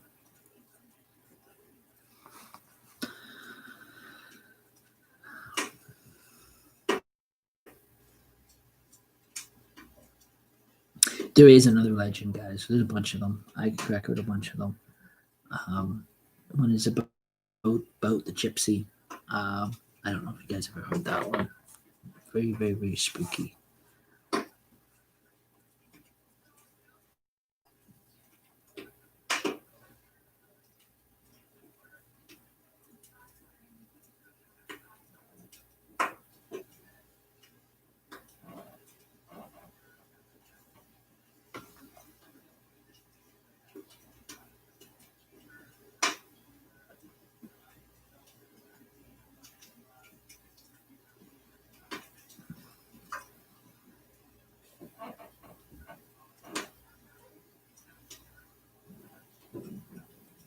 I think I'll write that one and share it later after I write it out. I get to brainstorm it too as well. It was told to me as well. It was another one that was told to me. It was an awesome one. Definitely. We'll save that for another night.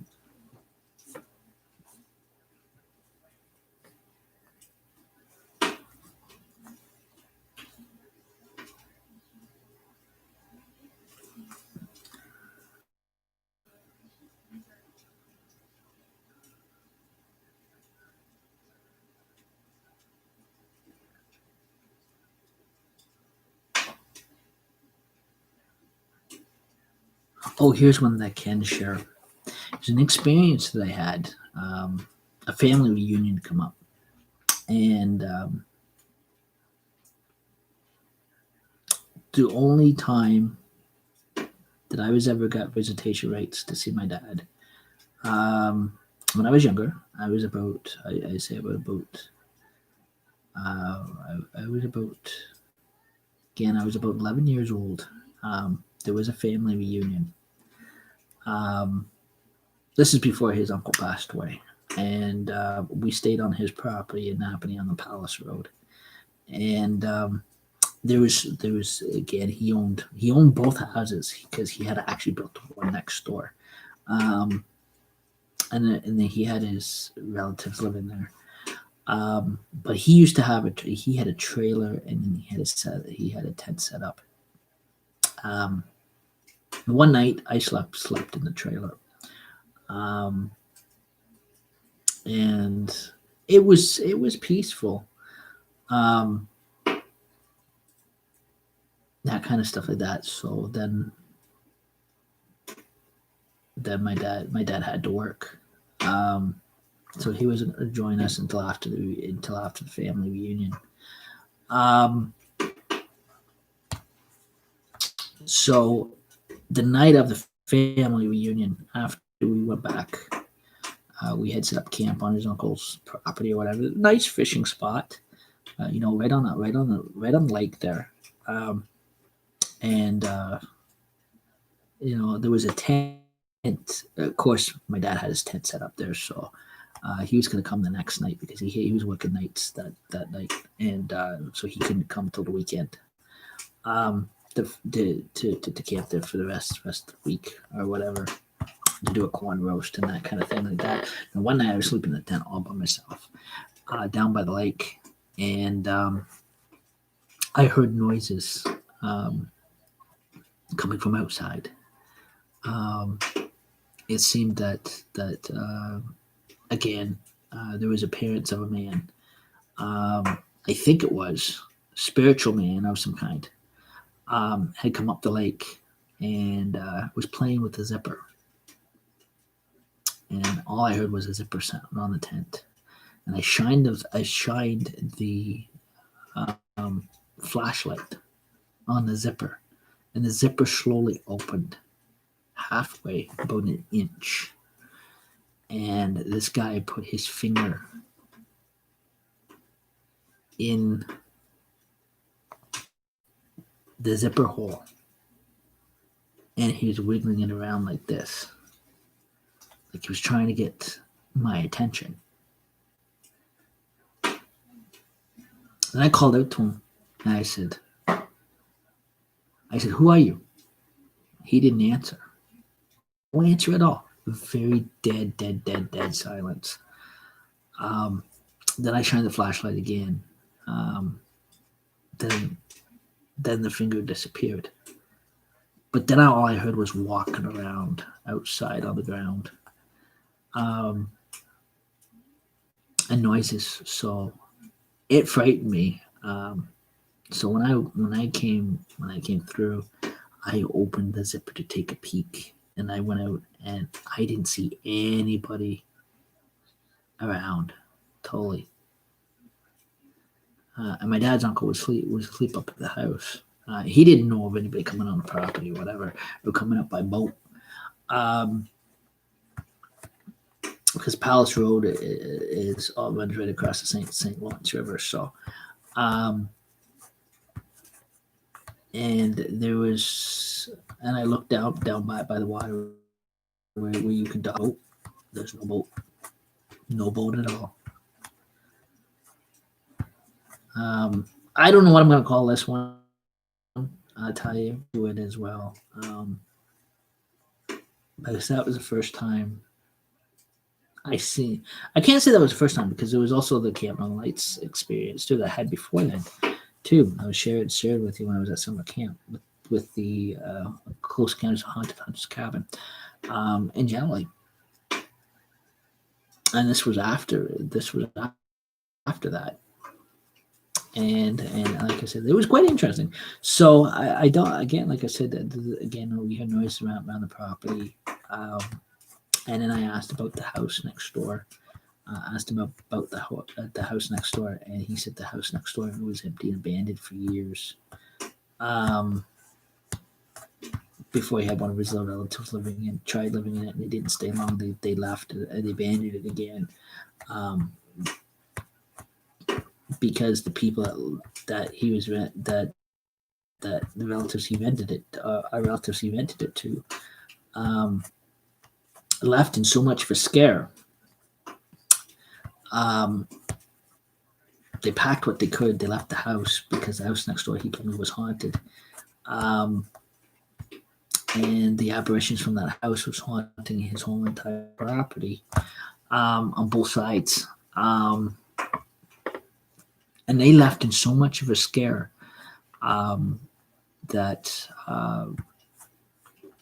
they pulled out of the driveway so quickly. They literally went over the speed limit because they were in so much of a panic and so much scare.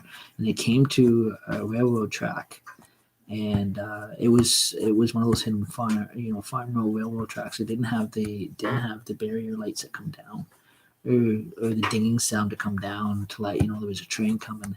And they tried rushing across the track, and the car stalled right on the track.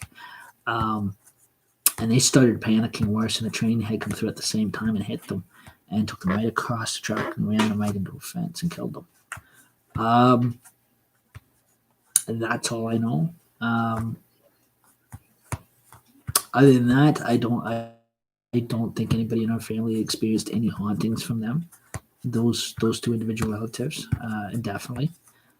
Not that I know of, anyways, or been recorded in that area. But yeah, it was freaky, totally freaky.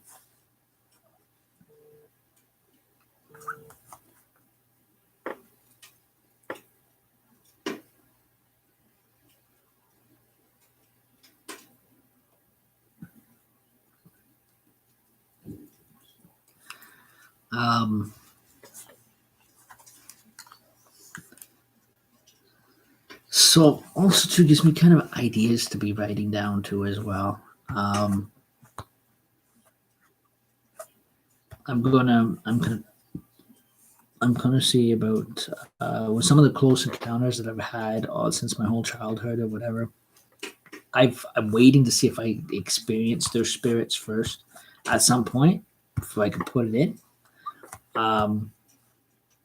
Who's behind me? I seen a shadow. You guys see that? Did you guys see a shadow walk right past me? Totally. Something is right here, right now. Walked right past me. I felt a chill. I know my window's open, but I felt an actual chill. Something just walked right past me. And definitely. No, I've called out to these things a couple of times to see if they'll respond. Sometimes they take long enough to respond, or they take 3 days, or sometimes you hear a woman's voice when they're ready. Sometimes they respond quickly, sometimes they don't. Sometimes they take 3 or 4 nights before they actually say anything. Who or whatever it is. Probably too, because my wife's TV is going too as well. And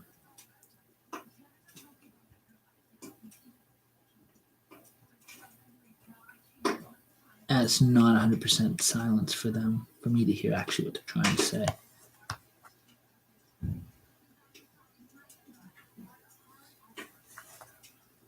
But definitely there is spiritual movement right now. Totally. As I'm sharing this, there's spiritual movement. Something's picking up on the vibes right now. Or on the spiritual vibes, anyways. At the spiritual level. Just let you guys know, there is no electronic hippie gypsy psychic button that I'm pressing to cause this. This is real. This is totally real, guys. I'm not soaking anybody for the money. Don't ever worry about that. This shit thing is real. I'm not, even though that my haunted fireplace is digital this year or electrical, I'm not the movement itself in here that I'm sensing, or the TV going off on by itself. That it just did something to actually turn it off and turn it on by itself. Is real. I'm not pressing any fancy buttons underneath the table, like some of these fake psychics would do. This shit is real, definitely. Also, too, with it being so close to Halloween approaching, totally. These are the signs I should have seen. We were looking for out there, but they're waiting. They're waiting to corner me in here. Definitely. They must have a code that they don't spook in public.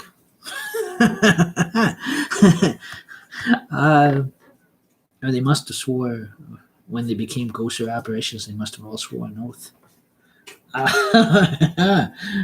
Some type of Masonic oath that they don't spook or haunt in public. That's the first. Definitely.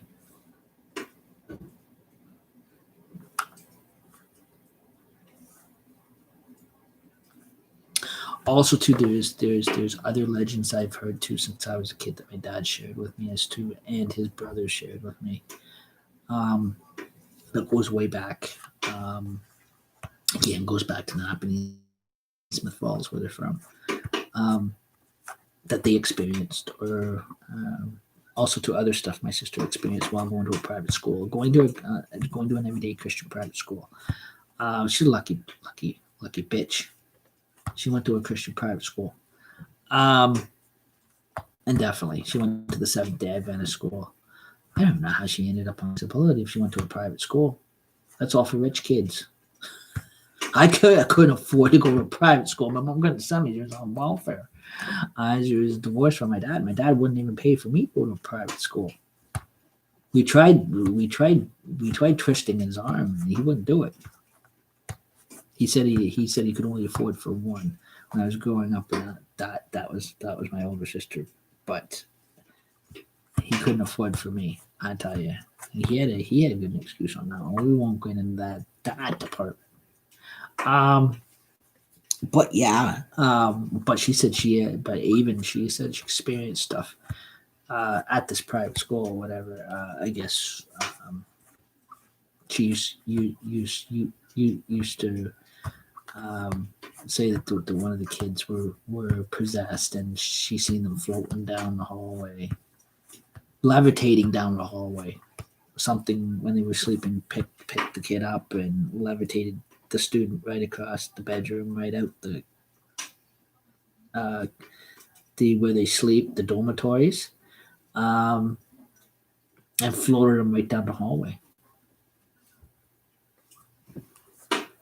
I'm not giving these spirits any ideas in here. They're already giving me chills and goosebumps. Totally what's ever in here. Definitely. These were actually the walk. The purpose of the walk tonight was to pick up these Halloween signs or these witchery signs out there.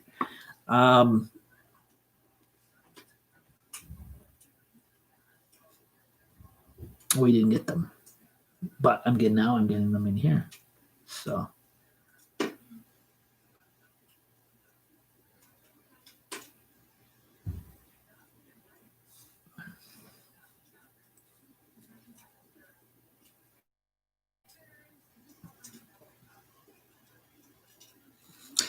Also, to my dad's brother, my Uncle Terry, used to tell me stories about his closely encounters. Now, he had a lot of good ones that he had shared. And he shared them in daylight when they would have been more better around on a campsite around an authentic real fireplace, or a digital fireplace like we have today access to, or an electrical fireplace in the dark like this, or around on a campsite out in the woods with a campfire, a bonfire, whatever you want to call it. But yeah, he had shared some of his close encounters with me, with my dad, and my dad shared them when he was able to get the visitation rights to me as a kid, even though I was too young to understand them. That kind of stuff with that. But when I went to the summer camp, I started to realize experiencing what they were experiencing, but differently, about the paranormal, the supernatural world, the spiritual world, how it's different from our world. Totally, how it's more powerful than our world.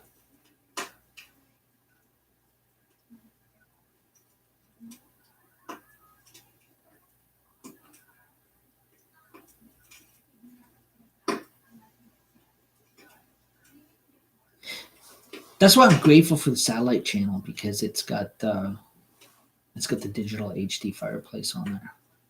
You sit back, relax, enjoy. Totally. For Halloween, for Christmas, that kind of stuff like that as well. And it sounds so real. Totally. Welcome to the wonderful world of technology and computers. Everything's digital. Except for ghosts. Definitely. They're real. I'm sorry.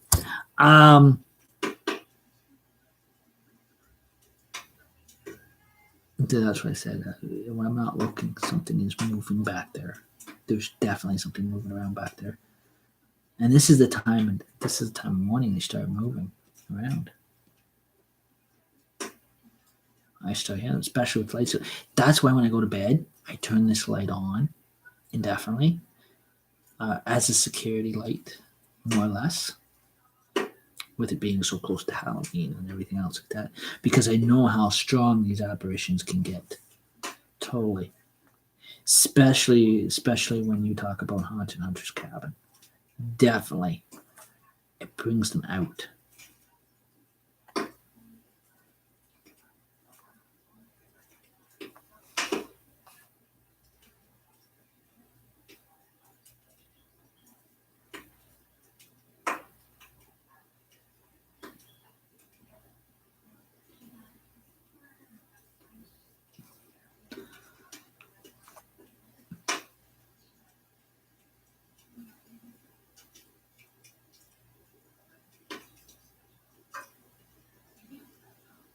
I'm going to scan the other camera guys here, and I'm going to see if I can catch it, see if I can see anything on here.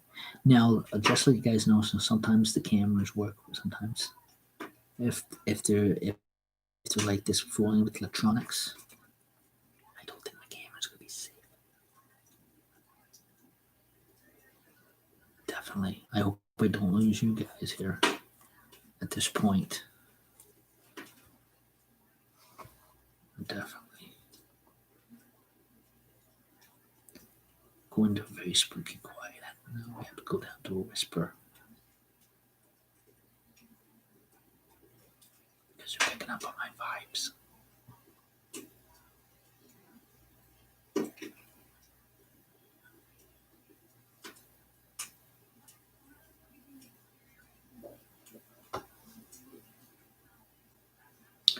Shh, I'm going to turn my chair back, guys, like I usually do. Like I'm sitting at the table here. I'm going to see what we pick up.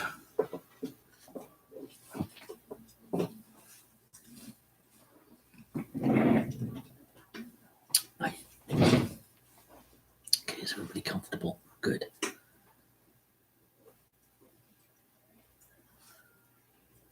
Guys, you can see I've got that set right there in that corner where I know they're roaming around. Definitely, my chair's looser than normal.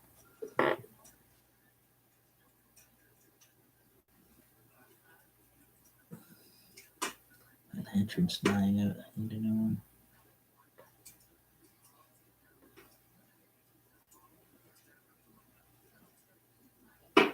Sometimes I'll try to call out to it. That's what I'll do. See if it answers me tonight. Now, guys, don't be alarmed. We may get an out loud answer with them. We may not.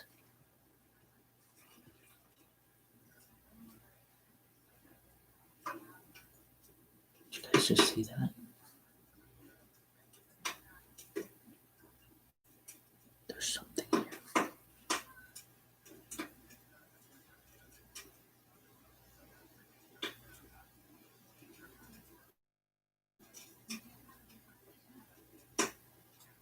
red dot is flashing. Is there anybody with us in this room right now? Is there any spirits right now that wish to speak?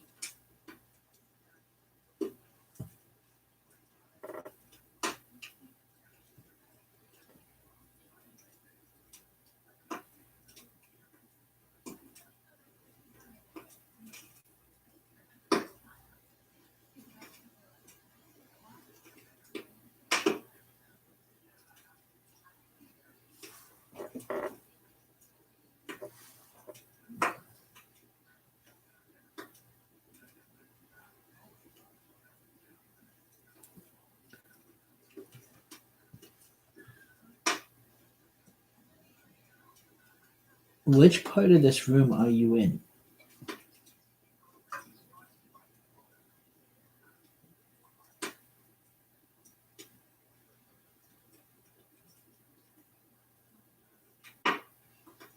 What is your name? Or do you have a name?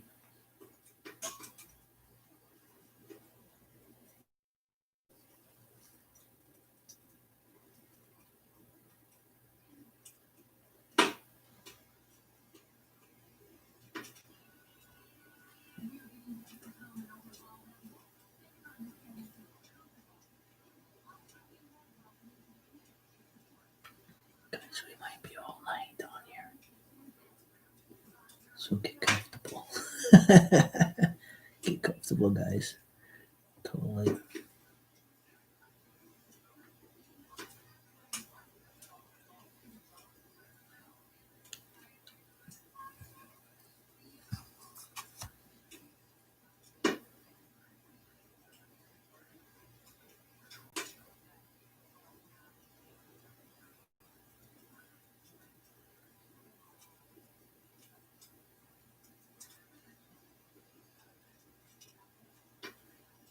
Even with these lights, it's a lot darker than normal tonight. It was a nice dark walk tonight. It was totally pitch black. It was perfect tonight. Totally. These were the signs I was looking for out there. Halloween coming that we were looking for. We didn't see. It was so quiet out there.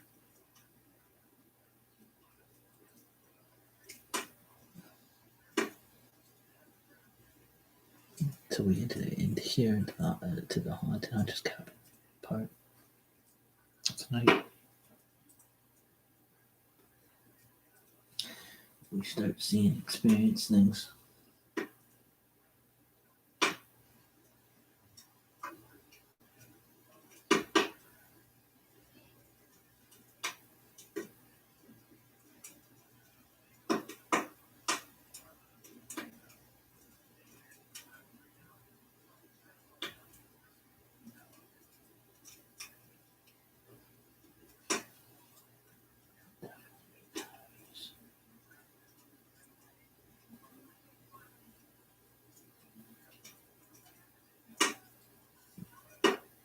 I think it's like in my digital setup, whatever it is.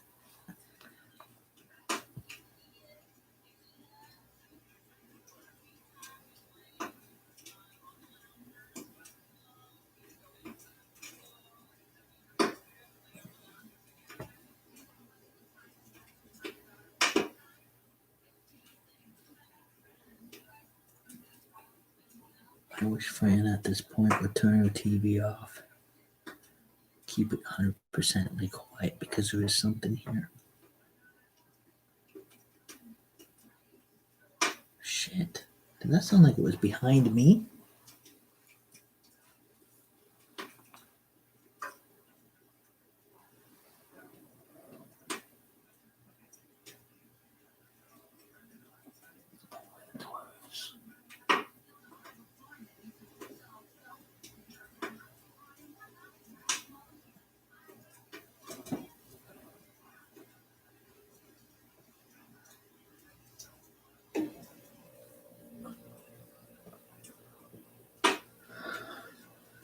Felt like it was behind me there for a moment.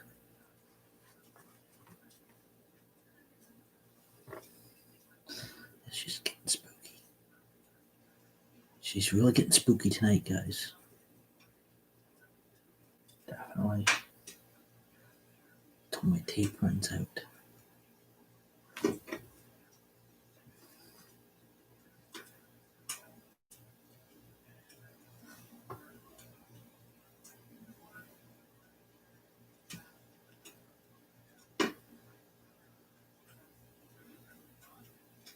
I forgot to turn that thing on.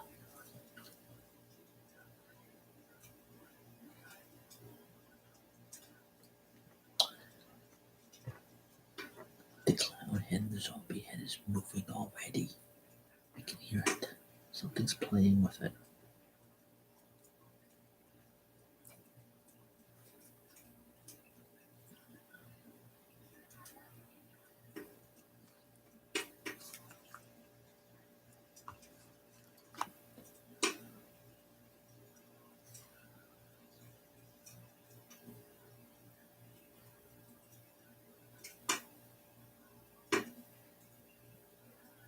All I know is it's moving around from the couch to the other chair over there.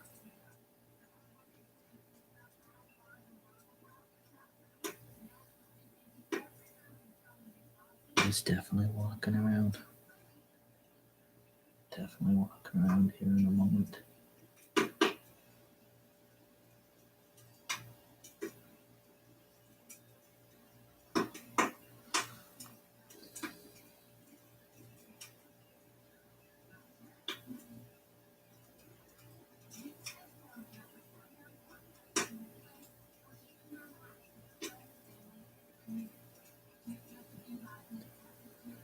Let the camera all die up here in a minute. Even though the phones, guys, don't have any service and my files are closed, I still pay for internet service for my satellite.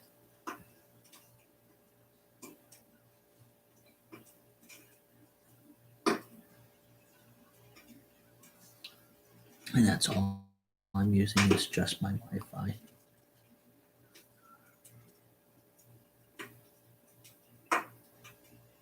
See what's moving around back there. Totally. We're in that section. Generally.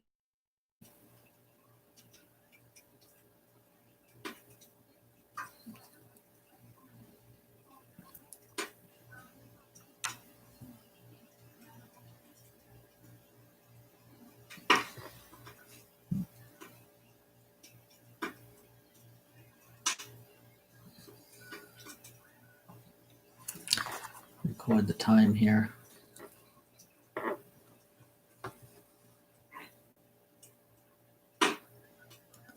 It's 1:43 a.m. in the morning. It's always It's starting in this strong, this early. Normally it's a lot stronger when she goes to bed. When she's in bed sleeping, it's stronger.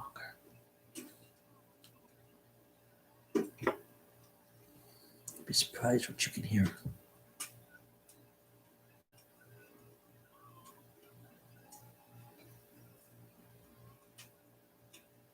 A couple times the thing has pushed me.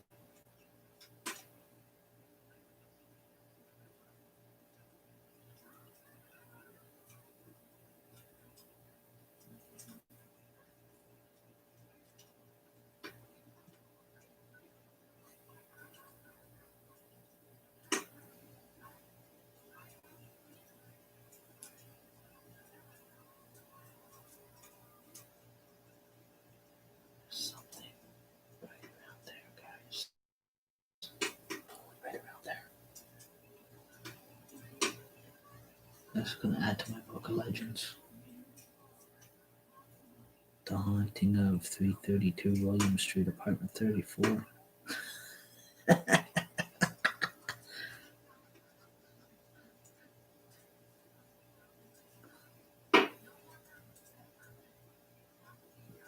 Make a lovely Netflix movie, I'll tell you.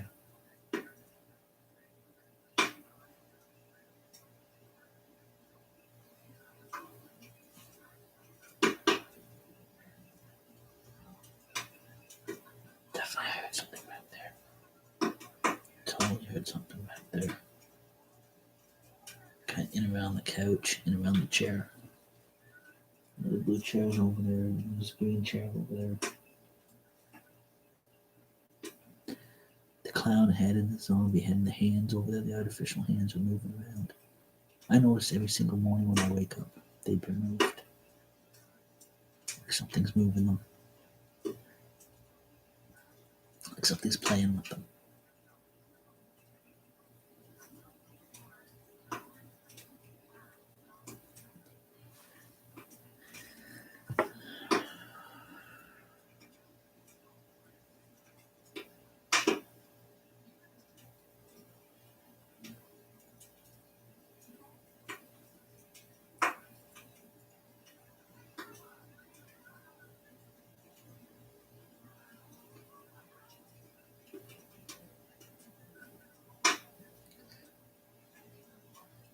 I think we had a bit of a rainstorm today, and that's probably so dark and misty tonight. Definitely.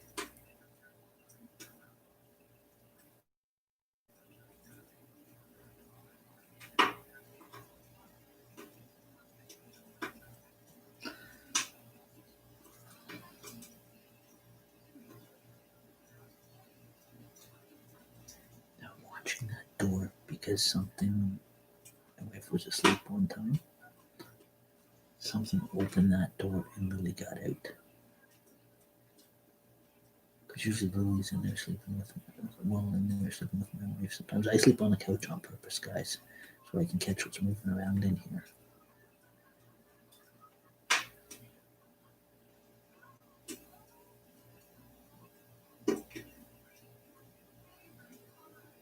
Due to spirituality reasons like this, things are haunting and moving around, or apparitions are moving around. Because of what I do, I sleep on the couch on purpose.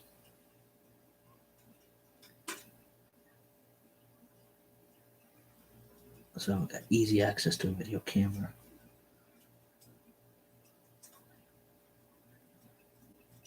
Pick up whatever it is.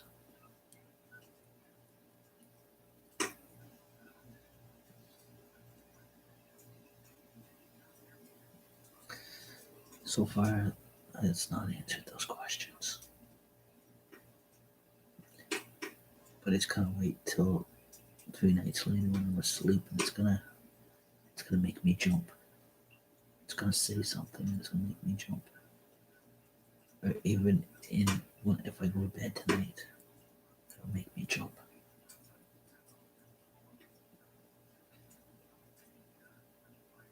It'll speak. It'll answer me.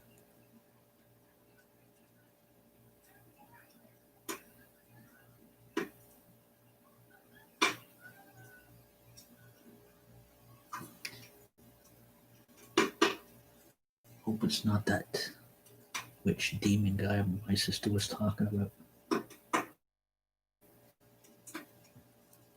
Shit, that would freak me out.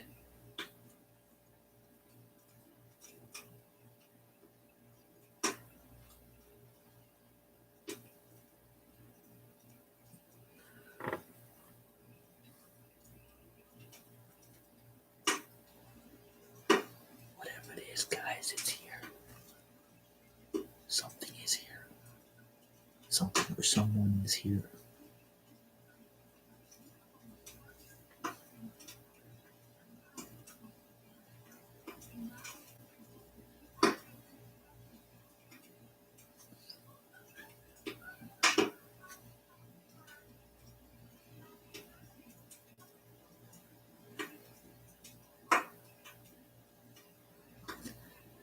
Pretty bad I can sleep in that corner too.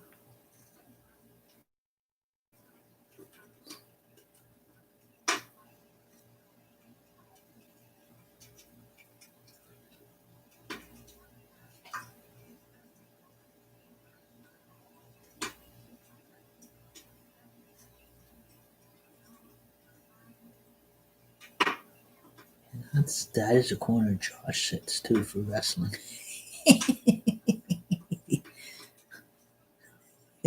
The spooky corner. So he sits on the couch. Well, he has to sit. He has to sit with all the creepy ghoulie and ghostlies, and all the witches in that corner.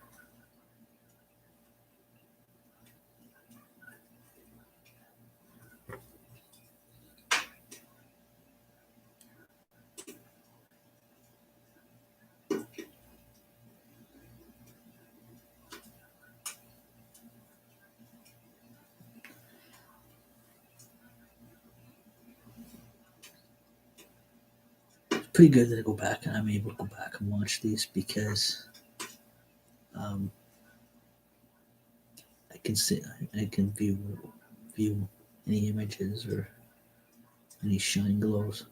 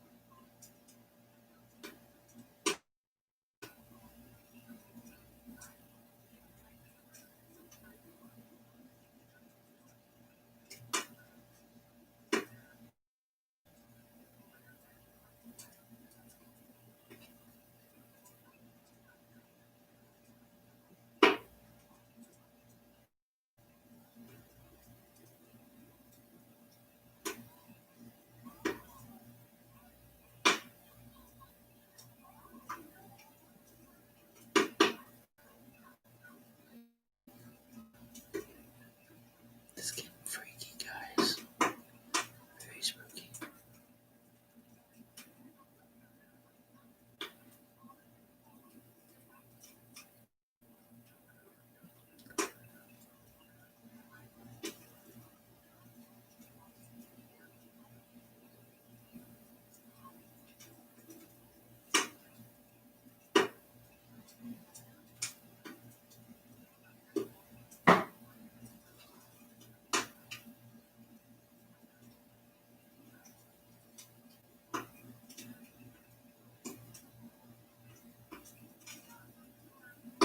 What's your favorite voices now in the kitchen?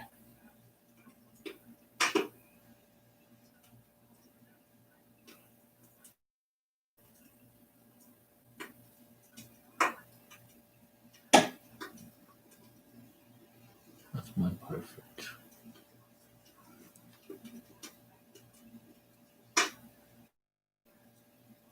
It's getting very spooky here tonight. Good thing we didn't use the narrator tonight, guys.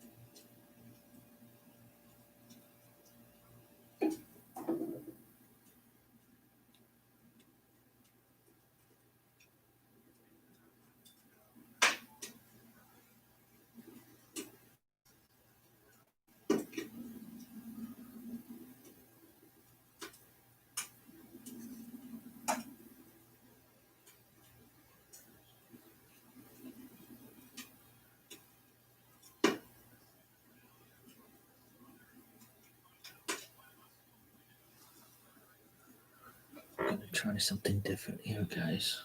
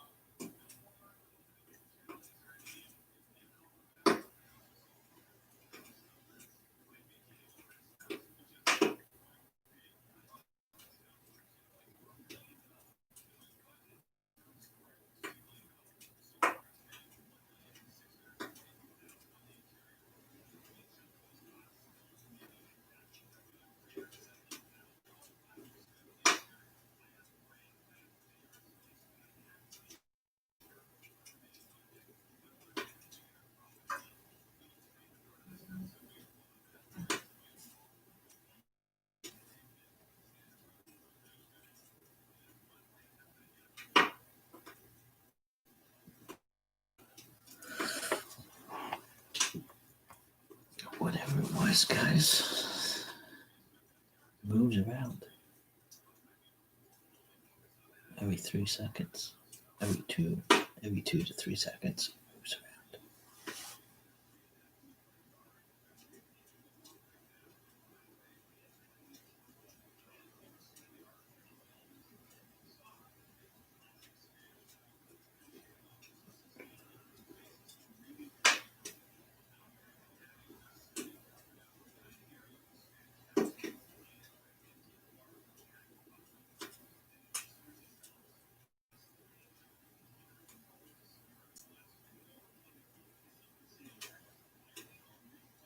So anyhow, guys, thank you for tuning in. We're going to see how things go tonight.